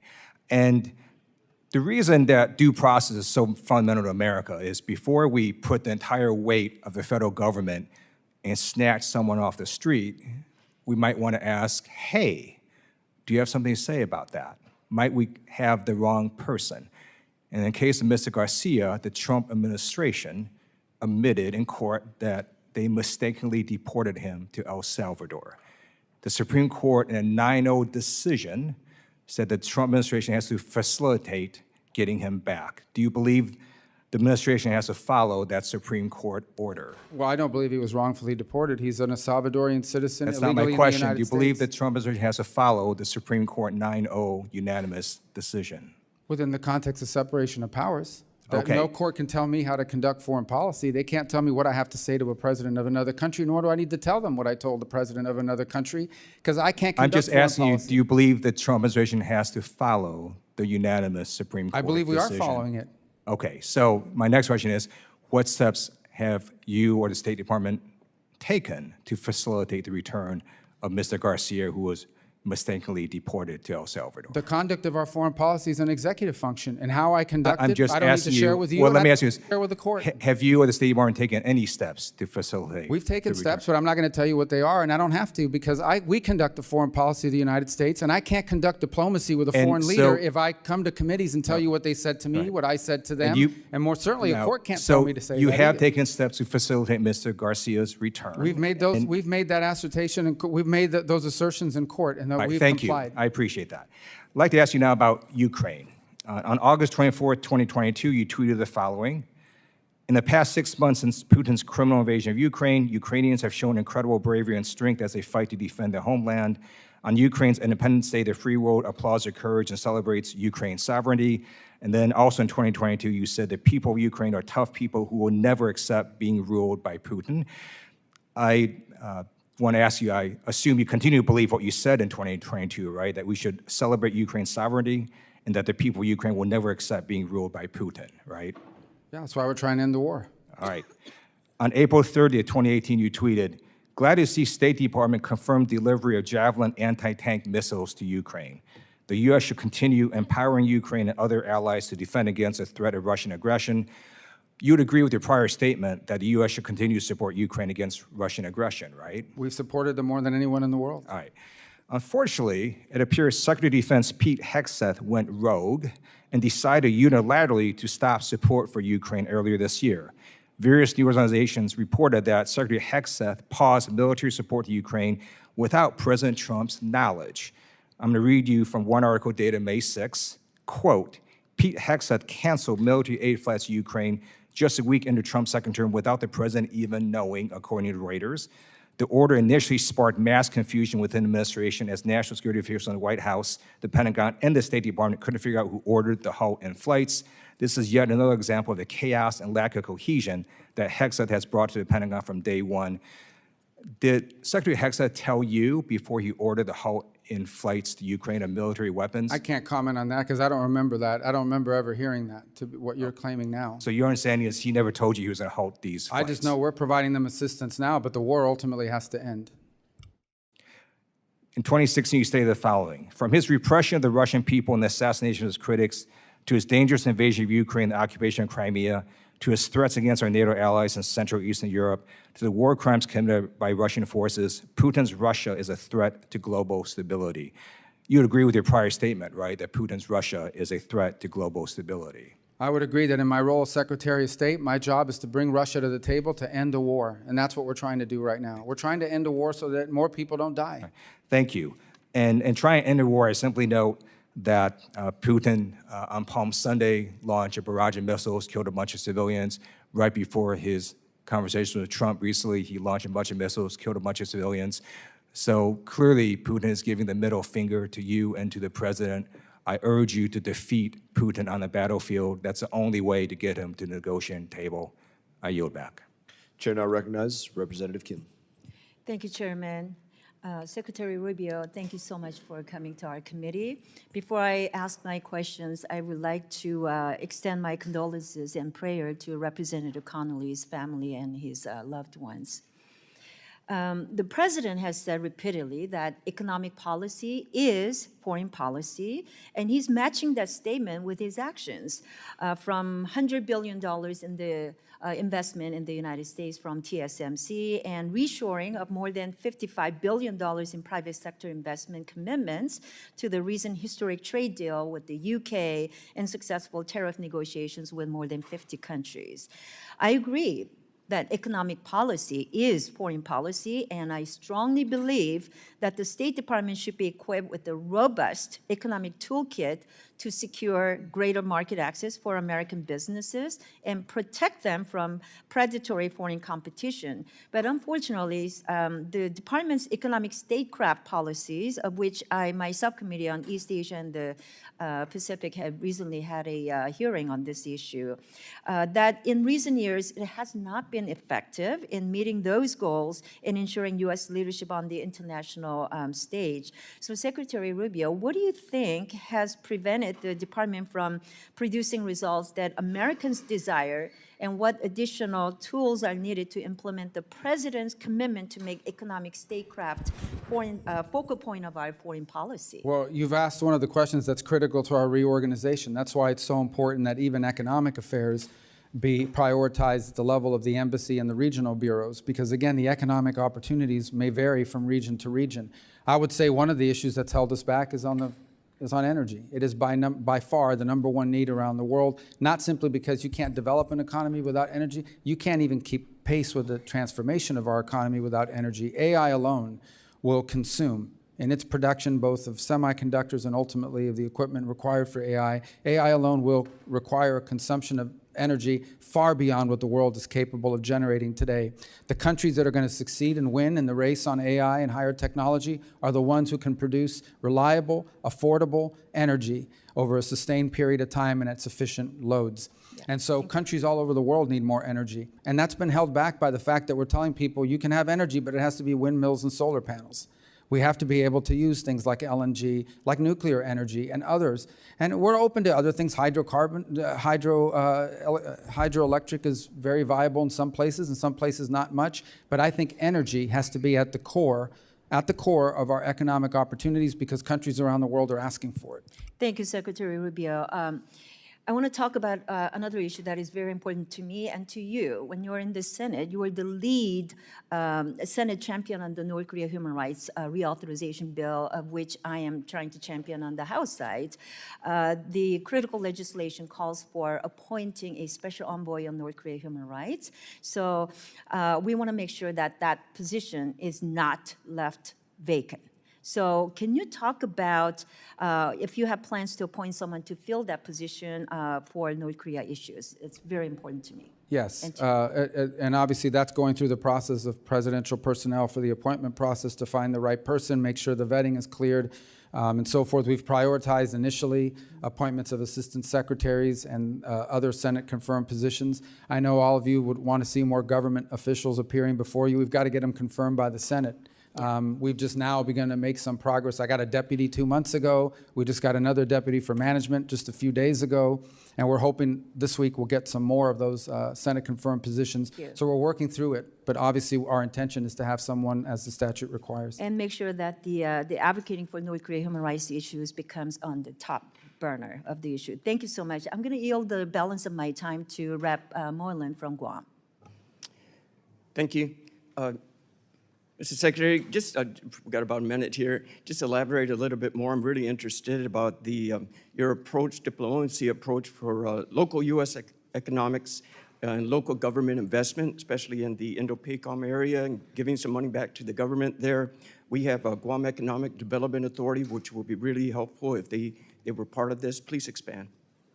We have a unit that deals with subnational diplomacy, which of course this would become a priority for them as well. And again, I hate to be a broken record on this, but it's just another example of why driving policymaking from these global functional bureaus down to our regional bureaus and or embassies and our regional presence will allow us to identify unique opportunities, whether it's in the Pacific region or in some cases other parts of the world.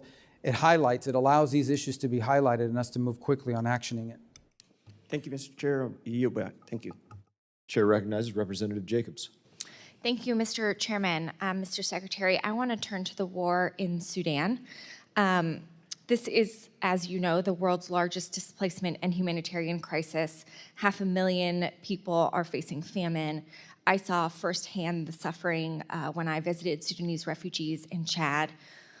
Earlier this year, and again yesterday, you reiterated that the Rapid Support Forces, a militia, is committing a genocide in Sudan. Is that correct?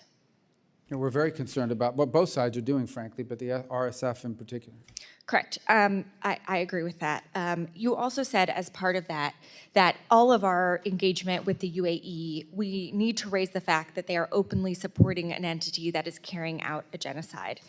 And yet, President Trump continues to arm the UAE. In fact, he just blew through Ranking Member Meek's congressional hold on over $1 billion in arms sales, ignoring this committee's longstanding role as an independent check on major arms sales. And we can have a policy debate here about the merits of continuing to arm the UAE or not, despite this genocide. I had that same conversation with Secretary Blinken.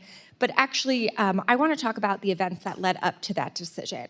So on April 30th, the Trump Organization, which Donald Trump still owns, unveiled plans to build an 80-story Trump Tower in Dubai. Then on May 1st, Trump's crypto company, World Liberty Financial, secured a $2 billion deal with an Emirati company with deep ties to the government. And only 11 days later, on May 12th, your department notified our committee that it would ignore Ranking Member Meek's holds on UAE arms sales. Secretary Rubio, we have a president who is personally profiting from a deal with a foreign government-backed company at the same time he is selling lethal weapons to that same government. Isn't that a clear conflict of interest? I think no matter who was president, they would have to deal with the UAE. We have to. They're a member, That's not my question. We can have a policy debate about how we should engage with the UAE. They're I making just claims visited about there corruption, a and few I'm weeks ago. answering that any president in the United States, I don't care who the president is, would have to deal with UAE. They're a member of the Abraham Accords, number one. They've been incredibly cooperative on a bunch of other issues. We don't agree with them on 100%. We have concerns about some of the things they do, but this is called the balancing of foreign policy. Secretary It is in Rubio, our I national don't interest disagree with to have you. a good relationship with the UAE, despite the fact that there are things we do we don't like. Secretary Rubio, I don't disagree with you. I just visited the UAE a couple weeks ago and had these very same conversations there, but I don't think this is a complicated question. President Trump is personally profiting from a deal with a foreign government while selling weapons to that same government who is enabling a genocide. Policy aside, are you really saying you don't think this is a conflict of interest? No, you're making claims. The president's family owns a business, and they can conduct business anywhere in the world they want. The president's never once raised business deals in UAE when talking about it. Any president would have to have a relationship with the UAE. Secretary Rubio, the that's previous just silly. administration had one too. President Trump has retained his ownership of these companies, and I have an image right here from World Liberty Financial's website. So the idea that President Trump is not the face of the brand of this company on top from benefiting from them, and it literally says on the website that Mr. Trump and his family members own a 60% stake in this company, that's silly. So we can talk about the policy merits. That's not what I'm asking you. I'm asking you a very simple question. Do you believe it's a conflict of interest to have a president personally profiting from a deal with a foreign government while selling weapons to that same government who's enabling a genocide? I don't accept the premise of your question. I think this has nothing to do with personally benefiting from anything. This has to do with the fact that in order to conduct foreign policy in the Middle East, you're going to have to deal with the UAE. Mr. And we're gonna Secretary, have to have this is deals a in place with clear the UAE. conflict of interest, and anyone with any common sense can see that. The president is personally benefiting from billions of dollars of deals, and he doesn't care at all about the people of Sudan who are experiencing famine and genocide. It's shocking to me that you can't admit that. It's clear that you seem more concerned about staying in Trump's good graces than sticking up for human rights and American values that you once that's an were a accusation champion you for. make. That's about With good that, graces. I'm going to yield the Have to remainder of conduct my the foreign time to policy. Representative Olszewski. Well, you make these claims about staying in good graces. You accuse people of being Reclaiming my time, corrupt. Mr. Chairman. Thank you, Mr. False. Secretary. I We have to appreciate do a UAE. softball We for have you, to yes or no, since I don't have a lot of time, and I appreciate it. The chairman gives me a few seconds back. Softball for you. Would you, yes or no, as Secretary, find it outrageous for you to solicit or accept a $200,000 Rolls Royce from a foreign government for personal or State Department use? That offer's never been made to me. Yes, so you would reject that offer? The offer of a Rolls Royce? Yes. I don't understand the purpose of that question. You would. That's a silly question. The fact that you can't answer the question, I Mr. just answered it. I Secretary, said it's silly. silly because you would accept it or not? Of course not. Who would accept it? But no Well, one's then getting. I think you should Well, what are maybe you perhaps, equating that to? Mr. Secretary, reclaim my time. I think you are an honorable man by most accounts, but the man that you work for doesn't. And the fact that he is soliciting and accepting a $400 million plane is problematic. And you should know about it. It came up in a Senate hearing. You should read about it, add it to your reading, because it is problematic for foreign policy. It adds to the corruption that my colleague just said. Expired. And I hope you speak Gentleman's out time against has it. expired. Thank you. Chair now recognizes Representative Huizenga. Thank you, Mr. Chairman and Secretary Rubio. Good to see you again. I'm going to try to quickly move through a couple of issues. My district consists of Southwest Michigan, including Battle Creek, where we have a large Burmese diaspora, and they have a lot of friends and family who are still back in Burma, Myanmar, that are dealing with the brutal military junta. And they are literally waging a war of terror and genocide on those folks. I have introduced a bipartisan bill, H.R. 3190, the Brave Burma Act, to target the military junta's revenues, specifically implementing full blocking sanctions on Myanmar oil and gas enterprises, Myanmar Economic Bank, the MEB, and entities operating within the jet fuel sector, which is where they get most of their revenue. And this is the same question I asked Secretary Bessent. Are you willing to work with us in my office to implement this particular? Well, absolutely. I mean, if you pass legislation, it's our job to implement it. Right, I appreciate that. I want to move on. I had in my subcommittee, I'm the South Central Asia subcommittee, but I'm also dealing with the R family of State Department as we're doing this reauthorization. And a couple of weeks ago, we had a hearing where we had the truth czarina, Ms. Jankowicz, participated in. And we know that the CCP has been pouring billions of dollars into propaganda and censorship around the world, and I'm actually introducing a bill, Restoring American Freedom Act, that would codify the Trump EO on censorship. But I want to know, what is your strategy to push back on China, defend literally speech and the truth? Well, I think the first thing is that we need to be strong defenders of free speech everywhere in the world, and anywhere in the world where it's being threatened, including, sadly, parts of Europe, where we're seeing truth and we're seeing free speech now being endangered. The second point I would make about it is, and we've done this in our own department, you know, we had an entity in our own department, the Global Engagement Center, that was involved, frankly, in identifying Americans. Then they would pass this information on to these NGOs that were not part of government, and they would use them to then target Americans to try to silence them or brand them or harass them. The State Department should not be engaged in that, and we closed that center. That was going to be my follow-up. You're going to make sure that that's not happening. That's the idea of codifying the Trump EO, which is why I'm moving forward on that. Real quickly, Mr. Burchett, back over here, was talking about Afghanistan, and his bill, which is a report bill, I think goes hand in glove with a bill that I've introduced, which would require a restriction of all U.S. tax dollars that are being paid in Afghanistan for things such as fees and fines and taxes. I mean, U.S. taxpayers paying taxes to the Taliban in Afghanistan. And so I'd love to, if you want to make a quick comment on that, about a necessity to end that.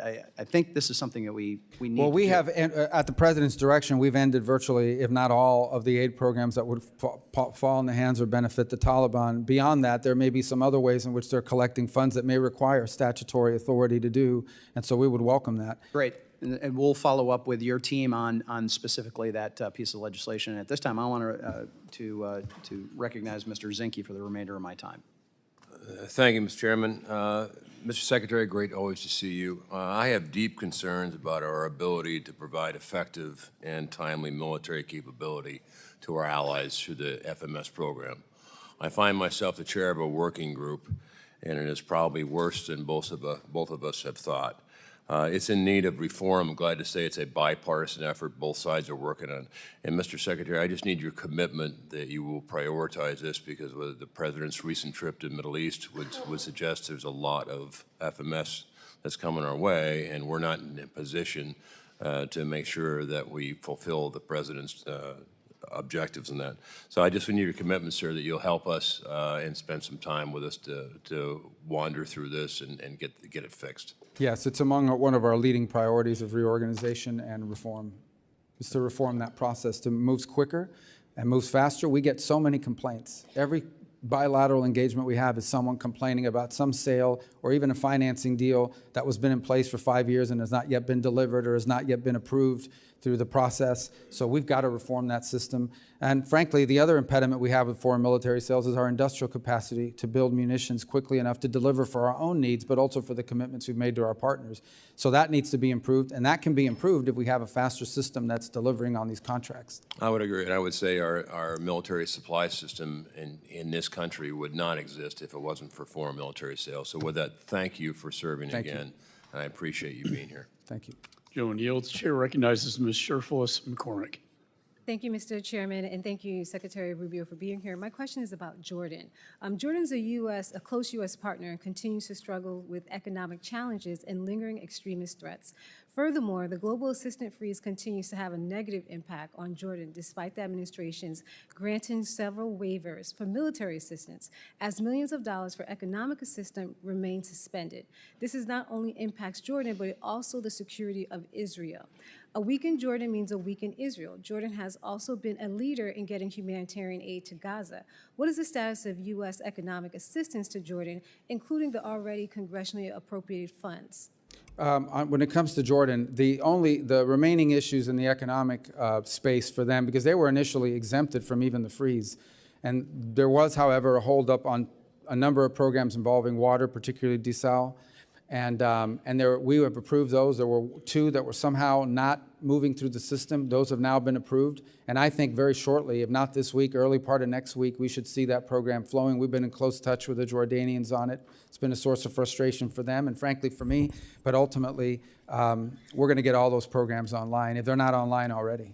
Thank you. I wanted to shift over to the Western Hemisphere. As Senator, we worked together several times, and I thank you for visiting the island of Hispaniola, specifically Haiti and Dominican Republic, within the first moments of being in your position. The recent designation of Haitian gangs as foreign terrorist organization, it sends a clear signal that what their actions are unacceptable and we won't be approving of them.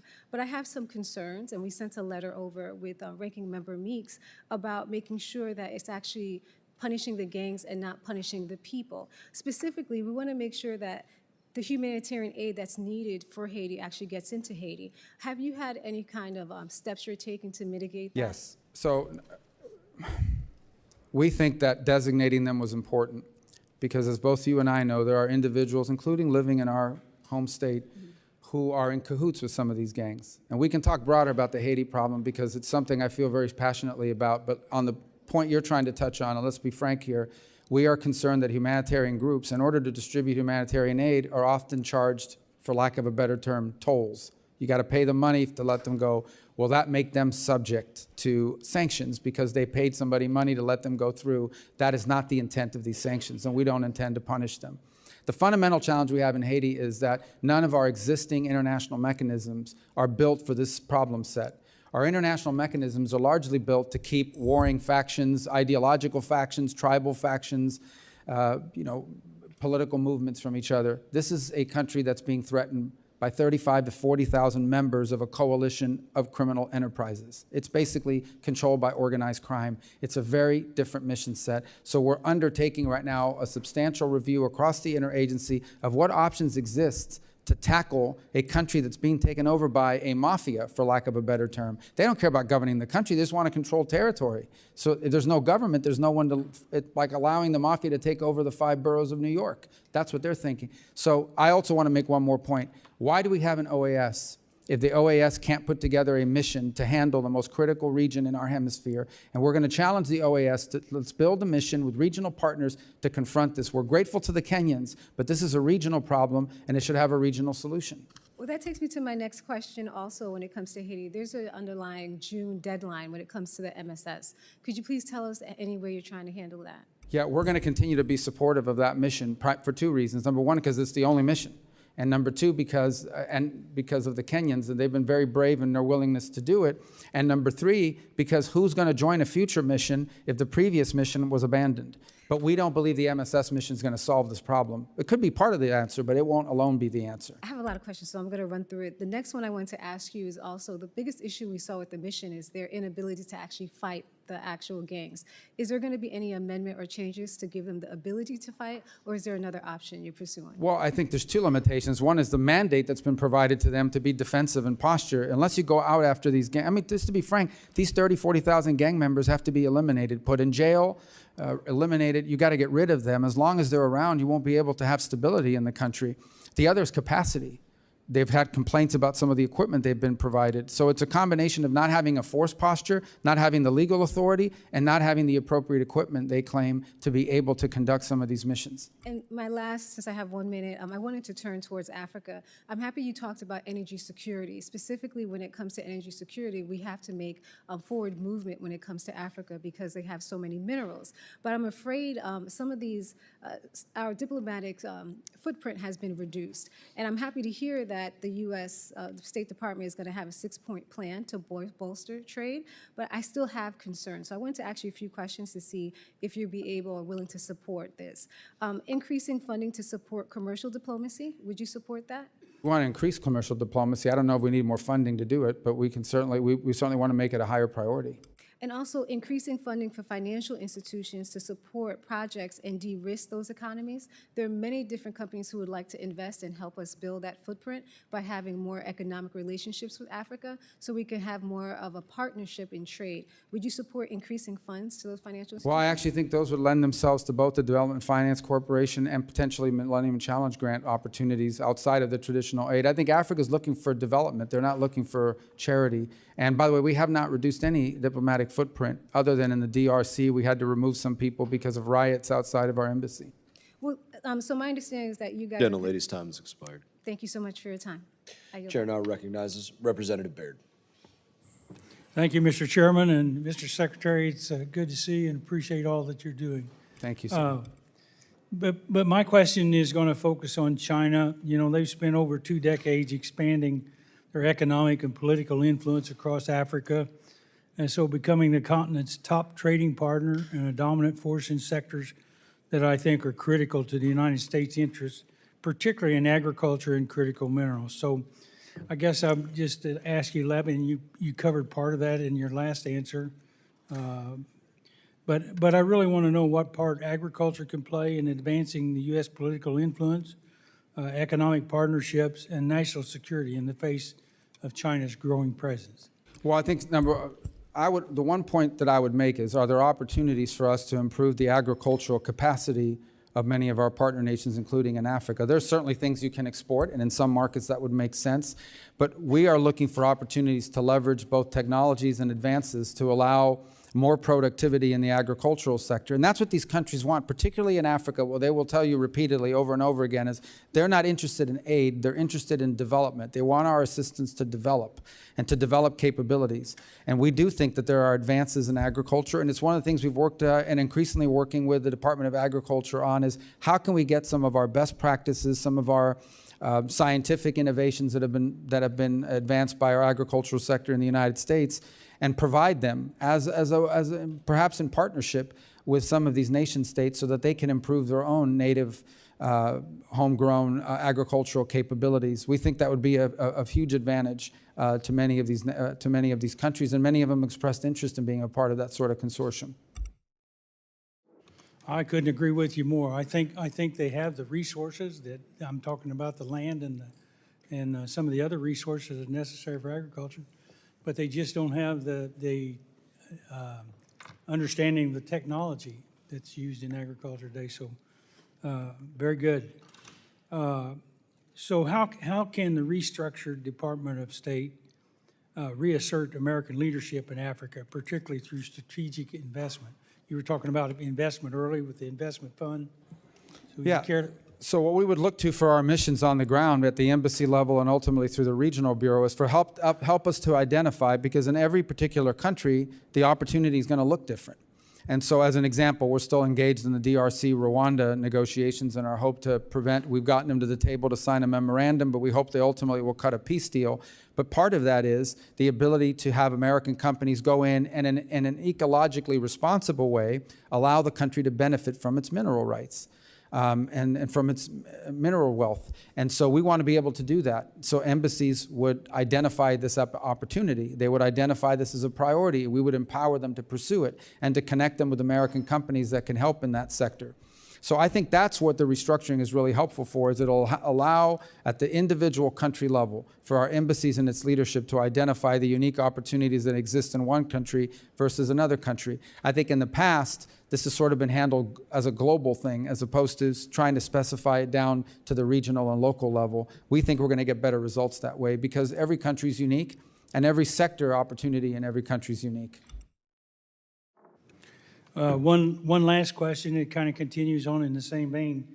But you know, as your department goes under reorganization, what steps can be taken to ensure that these programs, the research, I'm talking about research, are not only maintained but also guided by appropriate expertise, proper oversight, and a clear strategy that prioritizes measurable results and returns for U.S. taxpayers. And what I'm talking about is the investment in research and agricultural research.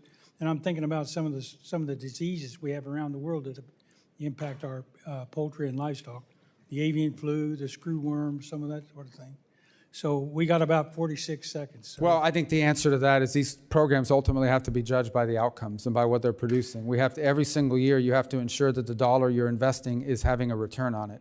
And if a program goes a couple years, it may have a beautiful title, it may sound really noble, but it's not producing a result or an outcome for you, not just in the agricultural space, but in any space. We have to walk away from the program, no matter what it's titled. We have a lot of programs that have great titles, but have not resulted in any measurable positive outcome for 20 years. Thank you very much. I couldn't agree with you more. Chair now recognizes Representative Moskowitz. Thank you, Mr. Chairman. First, let me extend my condolences to the Connelly family. Jerry's wit will be missed in this Congress. And so in the spirit of Jerry, let me say, Mr. Secretary, that I am deeply disappointed and find your performance as the National Archivist extremely underwhelming.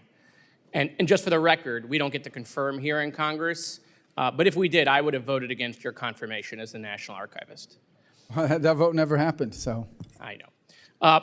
I want to talk about Iran for a second, okay? I'm deeply concerned about the language that I'm seeing from the isolationist wing of the party. And I've been kind of shocked that the administration seems to be tougher on Canada, Greenland, than they are on Iran. The Ayatollah insults our president. If the language coming from the Ayatollah was coming from Canada or Greenland or the EU, the president wouldn't stand for it. Yet he allows it from the Ayatollah. Is it your recommendation? I understand that you can't guarantee what Trump would or would not do, but it is your recommendation to the president that he sign no deal that allows Iran to keep enrichment? Well, here's the answer to that question is the president has made clear that Iran will never have a nuclear weapon. He's also been clear, and I think you've seen this in statements over the weekend, for example, that Ambassador Witkoff did on television and the like, that if you have an enrichment capability at any level, you are but steps away from a nuclear weapon. So I think that's why the no enrichment piece is so important. Right, of course, and that was the issues that many people had with the JCPOA, is they felt that it kept the enrichment capability along with ballistic missile capability, which Iran now has, okay, a delivery system. And so what I'm trying to figure out is, you know, there are many players in this, and I'm going to ask about those, but is it your recommendation, should the president ask of it, I assume he would, is it your recommendation to the president that he sign no deal that keeps their ability to enrich? Yeah, and he doesn't need that recommendation because he's already said that. Okay. Is it the vice president's position in your conversations with VP Vance that he also does not believe Iran should have any enrichment? Well, I'm not going to describe our conversations, but I can tell you the vice president is completely aligned with the president in his foreign policy. So that is his position then? The position that they shouldn't have enrichment. Yeah, is that the vice president? If they have enrichment, then they will have a weapon, or at least there'll be a near, and everybody in the administration has been consistent on that. Okay, what about Mr. Witkoff? Is it his position that Iran should not be able to have any enrichment capabilities? He has said so in public interviews as recently as this weekend, that this is not an enrichment deal, what level Iran gets to keep enrichment. What they have said is if Iran wants a civil nuclear program, like they want to have nuclear energy, there's ways to do that. Other countries have done it without enrichment. That opportunity is available to Iran if they seek it. They haven't been interested in it because they want to keep enrichment. That's the crux of what we're facing here. So any deal the Trump administration is not going to look anything like JCPOA. Is that your position? The Trump administration has been very clear that Iran will not get to enrich because if they enrich, they're a threshold nuclear power. Okay. I want to shift for a second. There was just a leak that is now national news that Israel is poised to strike Iran. Where did that leak come from in the administration? Do we know what department leaked that? Is that being looked into? Well, I'm not aware of the leak that you're discussing. I'm obviously, I wouldn't discuss intelligence matters and even verify whether it's even true. I also don't think it's a mystery, though. Irrespective, I'm not talking about the leak, I'm talking about the news story, that Israel has made clear that they retain the option of action to limit Iran from ever gaining a nuclear capability. I don't think that's a mystery, but I wouldn't comment, if I had read the article, I wouldn't comment on intelligence matters, confirm or deny them. As far as leaks are concerned, I don't know. I read stuff in the news every single day that I look at and say, I don't know where these people are coming up with Well, I mean, they're given polygraph tests in FEMA to determine where leaks are coming from. That's been well reported and not disputed by anyone in the administration, that they're literally going employee, sitting them down, putting them up to a polygraph, putting them up to, an oxygen monitor, trying to test their heart rate to figure out if they're leaking to the media. Is that sort of same application that is happening in FEMA going to be applied to the National Security Team and to the State Department to figure out who is leaking? As far as I'm aware, we've not conducted any polygraph tests at the Department of State. Maybe we should, but we haven't. Okay, all right. So I just want to be clear, because there is a lot of confusion depending on the day, the week, and a lot of the reporting that's coming out, is that any Iran deal, is it your recommendation that should go to Congress to I actually think the law requires it. If you recall, we passed legislation here a few years ago, and it requires that Congress has a right to weigh in on any deal and could actually reverse any deal. I forgot the acronym for the bill, but it was one that was passed a few years ago, and I was in the Senate when it passed. It was after JCPOA. Okay. Thank you, Mr. Chairman. I yield back. Chair now recognizes Representative Barr. Secretary Rubio, thank you for your leadership in refocusing American diplomacy towards the national interest, not just towards what might make us feel good and what might be actually counterproductive to the national interest in the name of humanitarian goals. Last year, the Select Committee on the Chinese Communist Party found that 5 venture capital firms funneled more than $1.9 billion into artificial intelligence companies that support China's human rights abuses or military modernization. At least another $1.2 billion went into the PRC's semiconductor industry. Recently, there was a $75 million venture capital investment into a Chinese artificial intelligence firm, Manus. Do you agree that controls on American investments or non-U.S. Investments into the Chinese military industrial complex companies are necessary to protect our national security? Yes, and I would further say that because of the military-commercial fusion in China, virtually any company that's owned and controlled under Chinese national security laws are basically extensions of the Chinese military. In February, as you well know, President Trump issued a national security memorandum titled, quote, America First Investment Policy. And that memorandum directs federal agencies to address outbound investments and targets both entities and sensitive technologies. My bill, the Fight China Act, which I introduced with Senator Cornyn, aligns with this memorandum. And this legislation builds upon my legislation in previous Congresses that authorized OFAC to impose SDN sanctions on CMIC companies. Do you agree that this new bill that Senator Cornyn and I introduced that has an approach that not only authorizes sanctions on the Treasury CMIC list, but that also restricts investment into these clearly identified sensitive technologies, that having that supplement to legislation is important to get at these non-listed projects in China? Yeah, I haven't seen the bill, but I think the concept you're outlining is in full alignment with the President's executive order, and that is to both look at individual companies they're being invested in, but also specific technologies at the cutting edge in particular, and especially those that have applications that could be contrary to our national security if in the wrong hands, and certainly the Chinese Communist Party would be the wrong hands. Yeah, I'm concerned that if we rely exclusively on entity lists, that we're going to be missing venture capital and private equity investments in non-public companies in China that nevertheless threaten our national security. If they can go on a list for clarity, great. And I want a red light, green light approach to provide the private sector with clarity and certainty. But I do think we're under-inclusive if we just rely on publicly traded entities on these lists. Let me ask you a question about the border work, Secretary Rubio.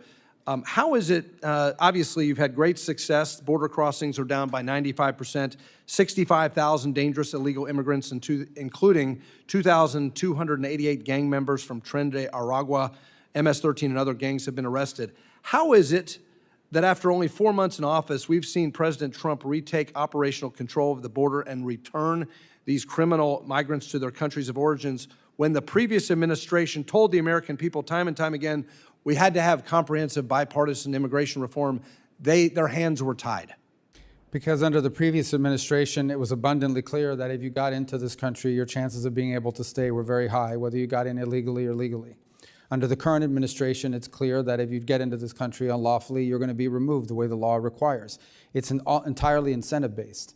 And the truth of the matter is what we faced over the last few years is not illegal immigration. We've had illegal immigration throughout our history, and every country in the world faces it. What we've had is mass migration. We've had it here, we've had it in Europe, but we've had it here, a mass migration event, which is dangerous and frankly, nothing humanitarian about mass migration for the migrants who are often abused along the way. And so the message has gotten out that we're no longer going to allow you to stay if you enter illegally through some legal maneuver. Once you arrive here, you say magic words, you immediately kick off the asylum process, and you're going to get to stay for an indeterminate period of time. And once it became clear that that was no longer the case, the incentive to come was dramatically reduced. And as a result, you've seen the border crossing numbers, which have given us the most secure border in our lifetime. Well, it's pretty clear that it wasn't legislation we needed. We needed a new commander-in-chief and a new Secretary of State, and we appreciate and applaud the great work that you all have done. My time has expired, so I will yield back. Chair recognizes Representative Jackson. Thank you so much, and we acknowledge that we miss our dear colleague, Connelly. Thank him for his years of service. Mr. Speaker, it was 39 years ago. Here in Washington, D.C., I was arrested while protesting against the apartheid government in South Africa's white minority that had a non-minority white for the greater part of the latter half of the 20th century, held captive, if you will, in bondage, which sanctioned racial segregation and political and economic discrimination against its black citizens. I believe your policies on South Africa at this point in your career are wrong, precisely because either you do not understand the history of the country or you have grown indifferent, and I beg that you go to your higher nature. That being said, I want to ask you about President Trump ending U.S. government support for diversity, equity, inclusion, and accessibility that promotes fairness in hiring and helps make our national security workforce the strongest it can be. In the name of advancing an anti-woke agenda, he has given himself permission to break the law, attacking congressionally mandated efforts that have enjoyed bipartisan consensus for decades. I believe not only in diversity is our strength as a country, but in fact, our workforce does not reflect our population, then it merits an inquiry into what are the impediments that are leading to that outcome. Would you agree with that latter statement, that diversity is our strength? I think unity is our strength. Okay, that well, we're a diverse furthermore, nation is important. while but those unity words is our you would strength. think that they were mine, they actually are recorded from you in your Senate hearing in July of 2022. Further, do you believe that following the law is important, yes or no? We follow the law every day. Okay. Well, you wear so many hats, it must be difficult to keep track of all the laws that you have supported, but yes, you did vote in favor of the bill, and I want to read a section of the bill that you did support. It's section 5403 of the 2022 NDAA requires that the State Department to strengthen recruitment of people belonging to underrepresented groups.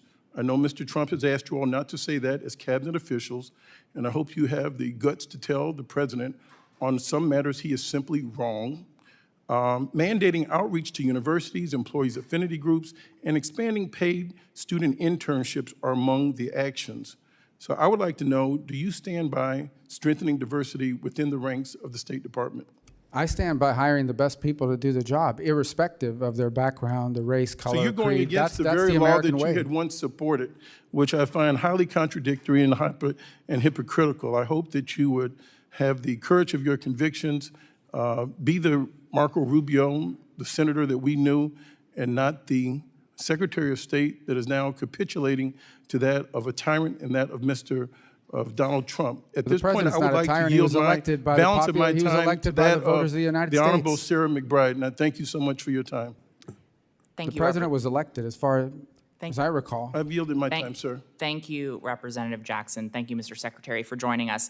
We've talked a bit about the administration's proposed almost 84% cut in the international affairs budget, not just the USAID budget, but the international affairs budget, which includes the State Department. But I want to hone in on one line in particular, which is a 71% cut in the account that includes international disaster assistance. Now, we got a glimpse into what this reality would look like if this budget was implemented back in March, when the administration, when the U.S.'s response to a devastating earthquake in Burma was dwarfed by China's response. I think China's response was about 15 times greater than our response. Now, after that, we sent a letter to you that unfortunately we did not get a response to, asking several questions about the administration's decisions to essentially turn our back on the people of Burma. Now, as you said, foreign assistance, including international disaster assistance, is not a charity. It's a strategic investment. And when we were not there in Burma, it allowed China to fill the void. So I guess my question is, did you advise the president then, or are you advising the president to make decisions that pull the United States back from the world stage and allow China to play the good cop, eat our lunch on the international aid stage, and increase China's soft power? China spends, even now, a fraction of what we spend on foreign aid. It's not even close. It's a laughable difference. As far as Burma, the reason why we did respond to Burma, the problem is that the junta there hates us, and they're pro-China, and they were still bombing their own people right after the event happened. As you, as a senator... Time has expired. I yield back, Chairman. Representative Davidson is recognized. Thank you, Chairman. Mr. Secretary, thank you for being President Trump's Secretary of State. People back home love you, think you're doing an awesome job, and they would want me to relay that to you, and I certainly feel it as well, so thank you. Secretary Rubio, Ukraine has been one of the largest recipients of U.S. foreign aid. We've given Ukraine well over $200 billion in aid since the war began, since Russia invaded them, and I've voted against all of it.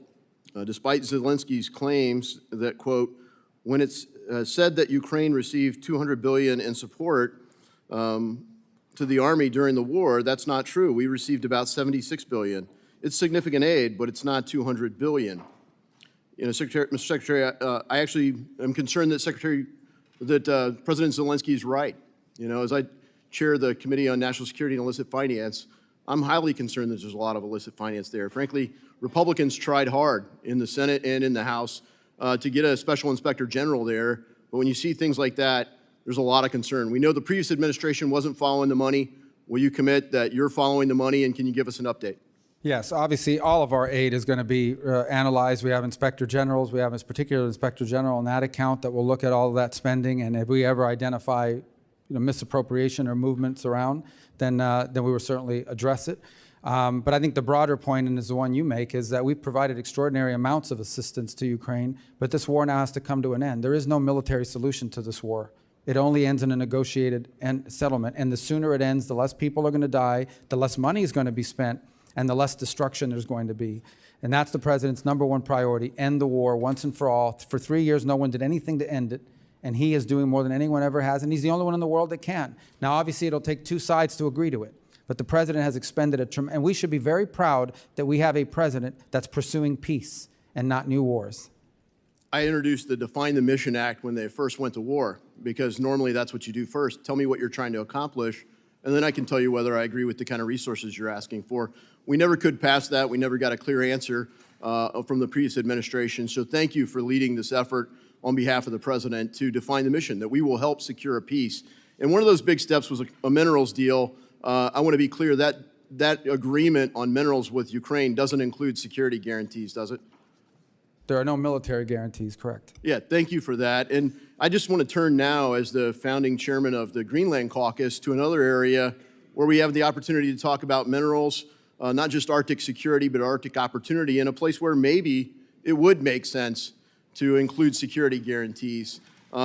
Could you give us an update on the administration's thinking about Greenland and the importance of that relationship? Well, the administration's view is twofold. Number one, we respect the sovereignty and self-determination of the people of Greenland and whatever they decide they want to do and what direction they're going to go. And number two, that Greenland is critical to global security because of its location, its geopolitical importance. That is not new. That has been known and that has been viewed for a very long time. It's why we've had a military presence there since before World War II, but certainly since then and during the Cold War. It is located in a part of the world, in the Arctic region, that we believe is going to become increasingly important in terms of global security. And we don't want to see Greenland fall under the influence of China or Russia or any other potential adversary. We want to ensure that it remains safe and it's strategically important, and that's his primary view. He views it as critically important to global security. Yeah, it's well said, Mr. Secretary. Thank you for that. And our caucus would love to work with you and the State Department and whomever you designate to work with on Greenland issues in particular. We've been in touch with people there, people in Denmark, and really look forward to helping, from the legislative perspective, support the administration's objectives there. You highlight China, and they are working with Canada and the European Union to really counter what the U.S. and the administration are trying to do, and I'm really concerned about that relationship with China. I think one of the cornerstones of American strength is the power of the U.S. dollar as the world's reserve currency. As we talk about stable coins and the future of money, China is trying to counter that. Could you talk about the future of money and the role of China? Well, obviously, China is trying to create an alternative world order that they dominate. And we obviously are not in favor of that and will not allow that to happen. And one of the best things that we can do is get our own fiscal house in order. Yeah, well said. You know, I think the future of money is one of the most important debates that we're having. China has implemented an Orwellian central bank digital currency. They're trying to impose that in the United States. And unfortunately, they have allies. People in our own government that want to build a central bank digital currency, link it to digital ID. I will submit that we are not going to counter China by being more like China. And I think the administration for leading with that, saying we're not going to embrace the central bank digital currency here and working to bolster the strength of the dollar as the world's reserve currency. Thank you. My time has expired, and I yield back. Recognize Representative Stanton. Thank you very much, Mr. Chairman. Before I make some remarks, I just want to say, as was said earlier, Jerry Connelly, who we lost today, a great member of this body, a passionate advocate for the people of Virginia, particularly public servants working in the federal workforce. He was a mentor to so many of us who came into Congress after he started, and just one of the greats, and he will be missed dearly. Mr. Secretary, thank you very much for being here today. In 2016, you warned, quote, "The world without American engagement is a world none of us wants to live with," unquote. I couldn't agree more, and I bring it up today because the threat from China has grown, not just due to global shifts outside of our control, but because of political choices by this administration, short-term moves with no thought for long-term consequences. The Chinese Communist Party has spent years claiming America is too divided to lead and too unstable to trust. When you became secretary, many of us hoped you would help lead the fight to combat this propaganda, because that's exactly what you did so well serving in the United States Senate. For example, Mr. Chairman, without objection, I'd like to submit for the record the August 2023 op-ed written by then Senator Rubio on this very subject. Without objection? Yeah. Secretary Rubio, in this op-ed, you wrote that strong, credible deterrence against Beijing is the best way to keep, quote, far-flung controversy from impacting our way of life. You added, quote, "If there's even a hint that the United States will not honor its security commitments, it will encourage Beijing to engage in more hostility to test our resolve." I thought your framing was especially smart here because you weren't just warning about policy. You were making the case for credibility. And I couldn't agree more with then Senator Rubio. But here you are today as Secretary Rubio presenting a very different record. As Secretary, we've seen you defend or be complicit in reckless foreign policy that Senator Rubio once warned against, like strategically incoherent tariffs that alienate our allies, alliance-breaking decisions that weaken our national security, partnership neglect that isolates us, abandoned commitments that shred our credibility, and hand China easy propaganda wins. None of this is deterring China, Mr. Secretary. In fact, my concern is that unless we course correct and fast, this administration is handing Beijing a string of I told you so moments that only strengthen their position. Look no further than the Vice President. In February, Vice President Vance took the stage of the Munich Security Conference not to criticize our adversaries, but in a rather stunning moment, to attack our allies. In fact, he literally said, quote, "The threat that I worry about most about vis-a-vis Europe is not Russia, it's not China, it is the threat from within," unquote. And just last month, the Ipsos global poll found that U.S. favorability fell in 26 out of 29 countries in just 6 short months. It's also the first time in the poll's history that more people now view China, not the United States, as the world's most positive influence. That's not just a perception problem, that's a strategic failure and the cost of inconsistency. Speaking of costs, these policies have also having Americans on edge as well. In Arizona, my home state, the Phoenix Sky Harbor alone, we have more than $750 million in annual exports at risk. Chip makers in Chandler in my district face increasing costs driven by the unpredictability in supply chain disruptions. At Arizona State University in my district, we rely on international students for tuition, research, and talent. They are being run off by the chaotic immigration policy that flies in the face of American values. The so-called brain drain is real, and it's tipping the balance of global innovation away from the United States. The challenge in this next century won't be fought on battlefields. It'll be the fight to shape the future, technology, trade, global trust. And if we keep turning our back on what makes America strong, we risk giving China the upper hand. I yield the rest of my time to Congresswoman Kamlager-Dove. Thank you, Representative Stanton.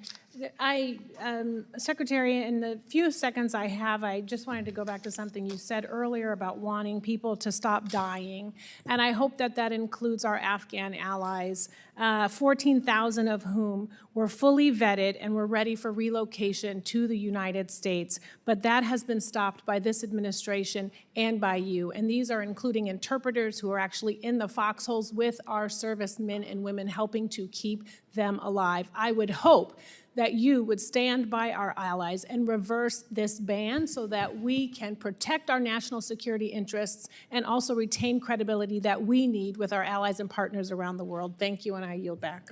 Yields back, and I think you left off your list the $100 billion Taiwan semiconductor investment into Arizona. Now I recognize Representative Lawler. Thank you, Mr. Chairman. Mr. Secretary, thank you for being here. I want to thank you for your leadership in getting Idan Alexander released last week. That is a big step forward. We still have 4 remaining American hostages being held, all of whom are deceased. I just continue to encourage you and the administration to continue to lead on that front to get them home. Last Congress, we passed legislation to create a special envoy for the Abraham Accords within the Department of State. The Biden administration refused to fill that position. I know we have the Middle East envoy, but I would ask, can you commit to bringing this forward to the president so that we can get this position filled? Yes, that's in process. Thank you very much.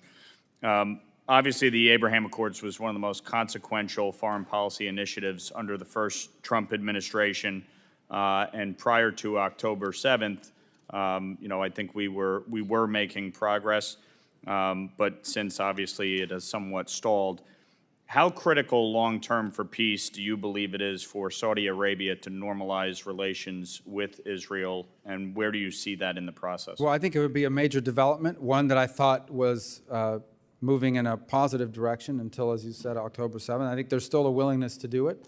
Certain conditions are impediments, October 7th being one of them, but the Saudis have continued to express an interest, as have the Israelis, in reaching that agreement. In the meantime, we do have an Abraham Accords office that is actively working to identify a number of countries who have lined up and already, and I think we may have good news certainly before the end of this year, of a number of more countries that are willing to join that alliance. And the last point I would make is it's also critically important that we do all we can to live up to the commitments made on the part of the United States on behalf of the countries that previously joined the alliance, be it the UAE, which is part of the effort for this trip this weekend. It wasn't some of these other nefarious purposes, is to continue to strengthen the commitments that were made to the UAE as part of the Abraham Accords, but also Morocco and other countries such as this. So I think that this is important that we continue to build on it, but you start building by ensuring that countries that are already a part of it feel like our part of the bargain has been lived up to. Agree. You were a very strong voice against the BDS movement when you were in the Senate. And as you know, there is a loophole in the current anti-boycott law that was signed by President Trump that allows intergovernmental organizations like the United Nations to pressure U.S. companies into supporting boycotts against U.S. allies like Israel. I have introduced the IGO Anti-Boycott Act to close that loophole and hold the United Nations to the same standard as foreign governments that is already in law. Would you support closing that loophole? Well, again, like any legislation, I'd want to see it, but the concept you've just outlined is one that I think the administration will be very supportive of. Appreciate it. I know my colleague, Mr. Moskowitz, touched on the Iran nuclear framework that is being negotiated. I think we can all agree that Iran should not have a nuclear weapon, and I know you and the administration are working to prevent that. So appreciate your efforts on that. Yeah, if I could respond. Yeah. Iran, while they claim to never want a nuclear weapon, if you ask them, they'd say, we're not interested in a nuclear weapon. We're just interested in enrichment. The problem is that if you can enrich at any level, 3.67 or whatever, you're 80% of the way there. All that requires now is a few months or weeks of time to get to the weapons grade. It makes them a threshold nuclear power. The Iranian position is they want civil nuclear energy. And if they want civil nuclear energy, meaning they want nuclear electricity for their country, nuclear generated electricity, there is a pathway to doing that. Multiple countries around the world do it without an enrichment capability. If, on the other hand, they want an enrichment capability, then that makes them a threshold nuclear weapons power, and that's an unacceptable outcome. And that's the reason why we have a problem with what they're doing now. And it's the reason why the president is imposing maximum pressure. Every single day, increasing number of sanctions are going on. And it's the reason, by the way, why the E3, the European three, are on the verge of instituting snapback sanction provisions against them by October of this year. I want to thank you. When it comes to maximum pressure, last Congress, you and I led the SHIP Act. We passed that into law. And this administration has already taken significant steps to enforce the SHIP Act, as well as the Iran-China Energy Sanctions Act, to go after the financial institutions facilitating the trade. We previously, in a markup, passed the Enhanced Iran Sanctions Act to expand the authorities. Would you support that effort to continue to provide the administration with enhanced capabilities to crack down on this illicit oil trade? Absolutely. Very good. Thank you, Mr. Secretary. Thank you, Mr. Chairman. Representative Costa. Thank you very much, Mr. Chairman, for this important hearing today. I, too, like many of our colleagues here today, mourn the loss of our dear friend, Jerry Connelly, and our thoughts and prayers go to him and his family. Mr. Secretary, there are a couple of different issues I want to touch upon here that have been raised, but I would like clarity on. First of all, would you agree that the transatlantic alliance, the partnership post-World War II, has been a hallmark of freedom throughout the world? Yes, and it continues to be a strong feature of our foreign policy. Yes. You said that you had not discussed post-closures as it relates to those in Europe as part of your overhaul of the State Department. 4 are in France, 3 are in Germany, 1 in Italy, 1 in Portugal, 1 in Brazil, not Europe. But and then I thought you said that no determination has yet been made with those post-closures? No, there was an article. Some of these are cultural places, like, I forget the exact ones, but they're not even embassies or consulates. But they're not being closed, but I don't know where these things are coming from. I mean, people are putting stuff out there. Now, if listen, you could respond with a letter on that point, I would appreciate that. Sure. Well, I can tell you this. If the we find a Consul post General that's I know in wasteful, we'll Portugal close it, but is we our haven't- oldest. What's that? And the Consul General's post in Portugal is our oldest historically. I don't know where that's coming from. I mean, that's a press report. We'll clear that up later on. Mr. Secretary, America has been the beacon of light for democracy, post-World War II certainly, and almost every president has been used as a voice of a defender of democratic principles. Do you agree that China and Russia are our adversaries today, along with Iran, I might add? I think both, well, there's no doubt in the case of China seeks to replace us on the world stage as the world's most powerful country. In the case of Russia, they clearly do not support a world order in which the United States plays the role it's currently played, so they're an adversary in that front. In the case of Iran, they're a threat to regional peace. I wouldn't say they're a global threat, but they're an increasing threat. No, I understand. And I would even go further. I consider today modern-day Russia a syndicate masquerading as a country with a mob boss called Putin. And so in these negotiations, I want to do a comparative analogy. The president has indicated that with Iran, as we've noted, that maximum pressure are the tactics that will be used to engage Iran to ensure that they do not obtain nuclear capability. Is that correct? Maximum pressure on Iran? Right. As compelling them to not seek a nuclear weapon? Right. Correct, or the alternative is worse. Yes. In the negotiations that the president is trying to seek a ceasefire and a peace between Ukraine and Russia, I would like to ask you why the president has not considered using maximum pressure on Russia to ensure, which we have the ability to do so.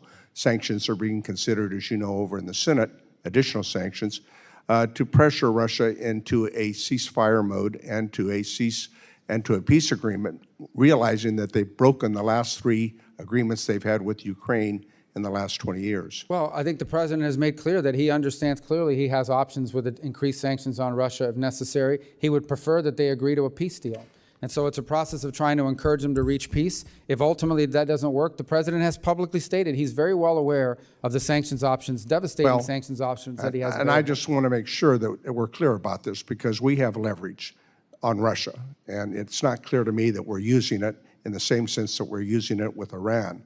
And I think, frankly, we and our allies must be together in defending democracy.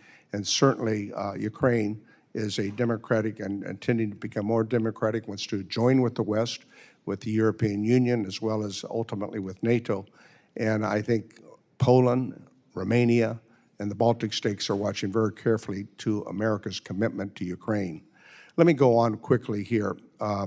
The effort was raised, and you commented on Armenia and Azerbaijan, another country that, Azerbaijan, that has not kept its commitments in the Minsk Accord. We've tried to get Republican and Democratic administrations to forego the waiver on Section 907 on military aid to Azerbaijan. Finally, last year, the Biden administration rightfully refused to issue the waiver. I think it should be permanent. What is your position, and will you commit to not resisting Section 907 waiver again this year that would block military aid to Azerbaijan? Well, we haven't made a determination on that yet because what we're focused on right now is getting them to agree to a peace agreement that does not cause them to invade a neighboring country in Armenia. We would like to prevent that from happening. The president's very committed to preventing wars, and we've tried to outline to both sides, especially the Azerbaijani side, the tremendous benefits that would come from signing a peace deal and not engaging in a war that we would find to be destructive, counterproductive, and the last thing we need right now in the region.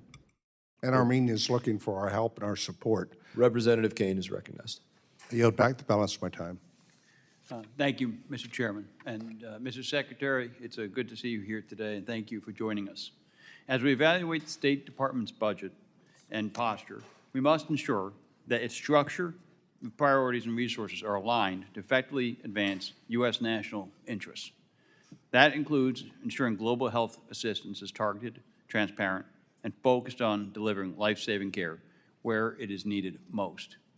PEPFAR has been an incredibly successful global health program over the past 20 years, and it's something that America should be proud of. However, the world has changed in those 20 years, and the U.S. should begin helping other countries take ownership of their HIV prevention and treatment efforts. To ensure success, we should make sure that there are planned, predictable, and negotiated timeframes. So in this committee's efforts to reauthorize the State Department, how can we define in statute the mission of the Bureau of Global Health Security and Diplomacies to facilitate transfer of ownership for global health programs to partner countries? That's a great question that we'd have to collaborate on in terms of statutorily defining what those benchmarks are. But I think the broader point is the best foreign aid is foreign aid that comes to an end because it's achieved its purpose. In the case of PEPFAR, where today 85% of its recipients are still receiving assistance, you want to reach a point in which one of two things happens. The transmission of the disease stops, but also the partner nation has built the capacity to be able to handle it themselves. Not PEPFAR specific, but many of these programs, what ends up happening is even if they do achieve their initial goals, it now morphs into some new target that's created in order to continue to sustain the program. So ideally, what you want to see is foreign aid that goes into a country, deals with the acute problem, but ultimately helps the country have the capacity to deal with the chronic problem, to prevent it from becoming a problem. And I think that's the ideal benchmark. You define it through a period of time, through gains year over year, and ultimately designed to increase partner capacity so the day will come where they can self-sustain. I think many of these countries would like to see that happen. What cannot continue is this open-ended spending all across the world on all kinds of things. We just can't do that. We are by far, it's not even close, we're by far the most generous nation on earth on foreign aid, by far. And we'll continue to be, by far, with no other equal, including China, despite all this alarmist stuff. But at the same time, it's got to be forward our national interest, and it cannot be throwing away taxpayer money. So recently, companies have begun developing novel HIV prevention therapies that last longer and can increase adherence, improving HIV prevention outcomes and reduce costs. As this committee seeks to reauthorize the State Department, how can we ensure that the Bureau of Global Health Security and Diplomacy is encouraged to quickly deploy these American innovations to PEPFAR partner countries? Well, I think at the statutory front, we can, in the reorganization, in fact, if you're able to do a reauthorization, we can build that into the law and into the requirements. From a management perspective, it's what we should expect of our people. In essence, every single year when we engage in something, you have to be able to outline how is this in the national interest, how do you measure success, and it has to be analyzed on a regular basis to ensure that it's delivering.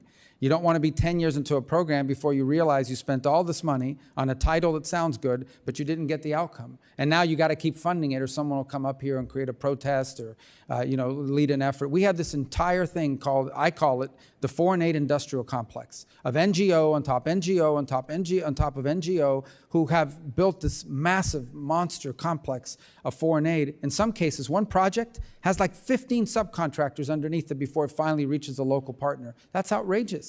We cannot allow that to build and continue to build in that way. Okay. And then New Jersey boasts an unrivaled biotech industry that provides many products to the PEPFAR program, including HIV diagnostics. As you integrate PEPFAR functions into the Bureau of Global Health Security and Diplomacy, how are you looking to ensure that diagnostics will continue to be a key component of the PEPFAR program? That's great insight. That's the kind of input we want to see. And that's the kind of input we want to work with you on and members of this committee on. These are the kinds of things that we can build ultimately in an authorization bill, but more importantly in our internal practices, again, to ensure that when we're providing aid, it's the right aid and the kind of aid that helps us meet the benchmarks that we've set.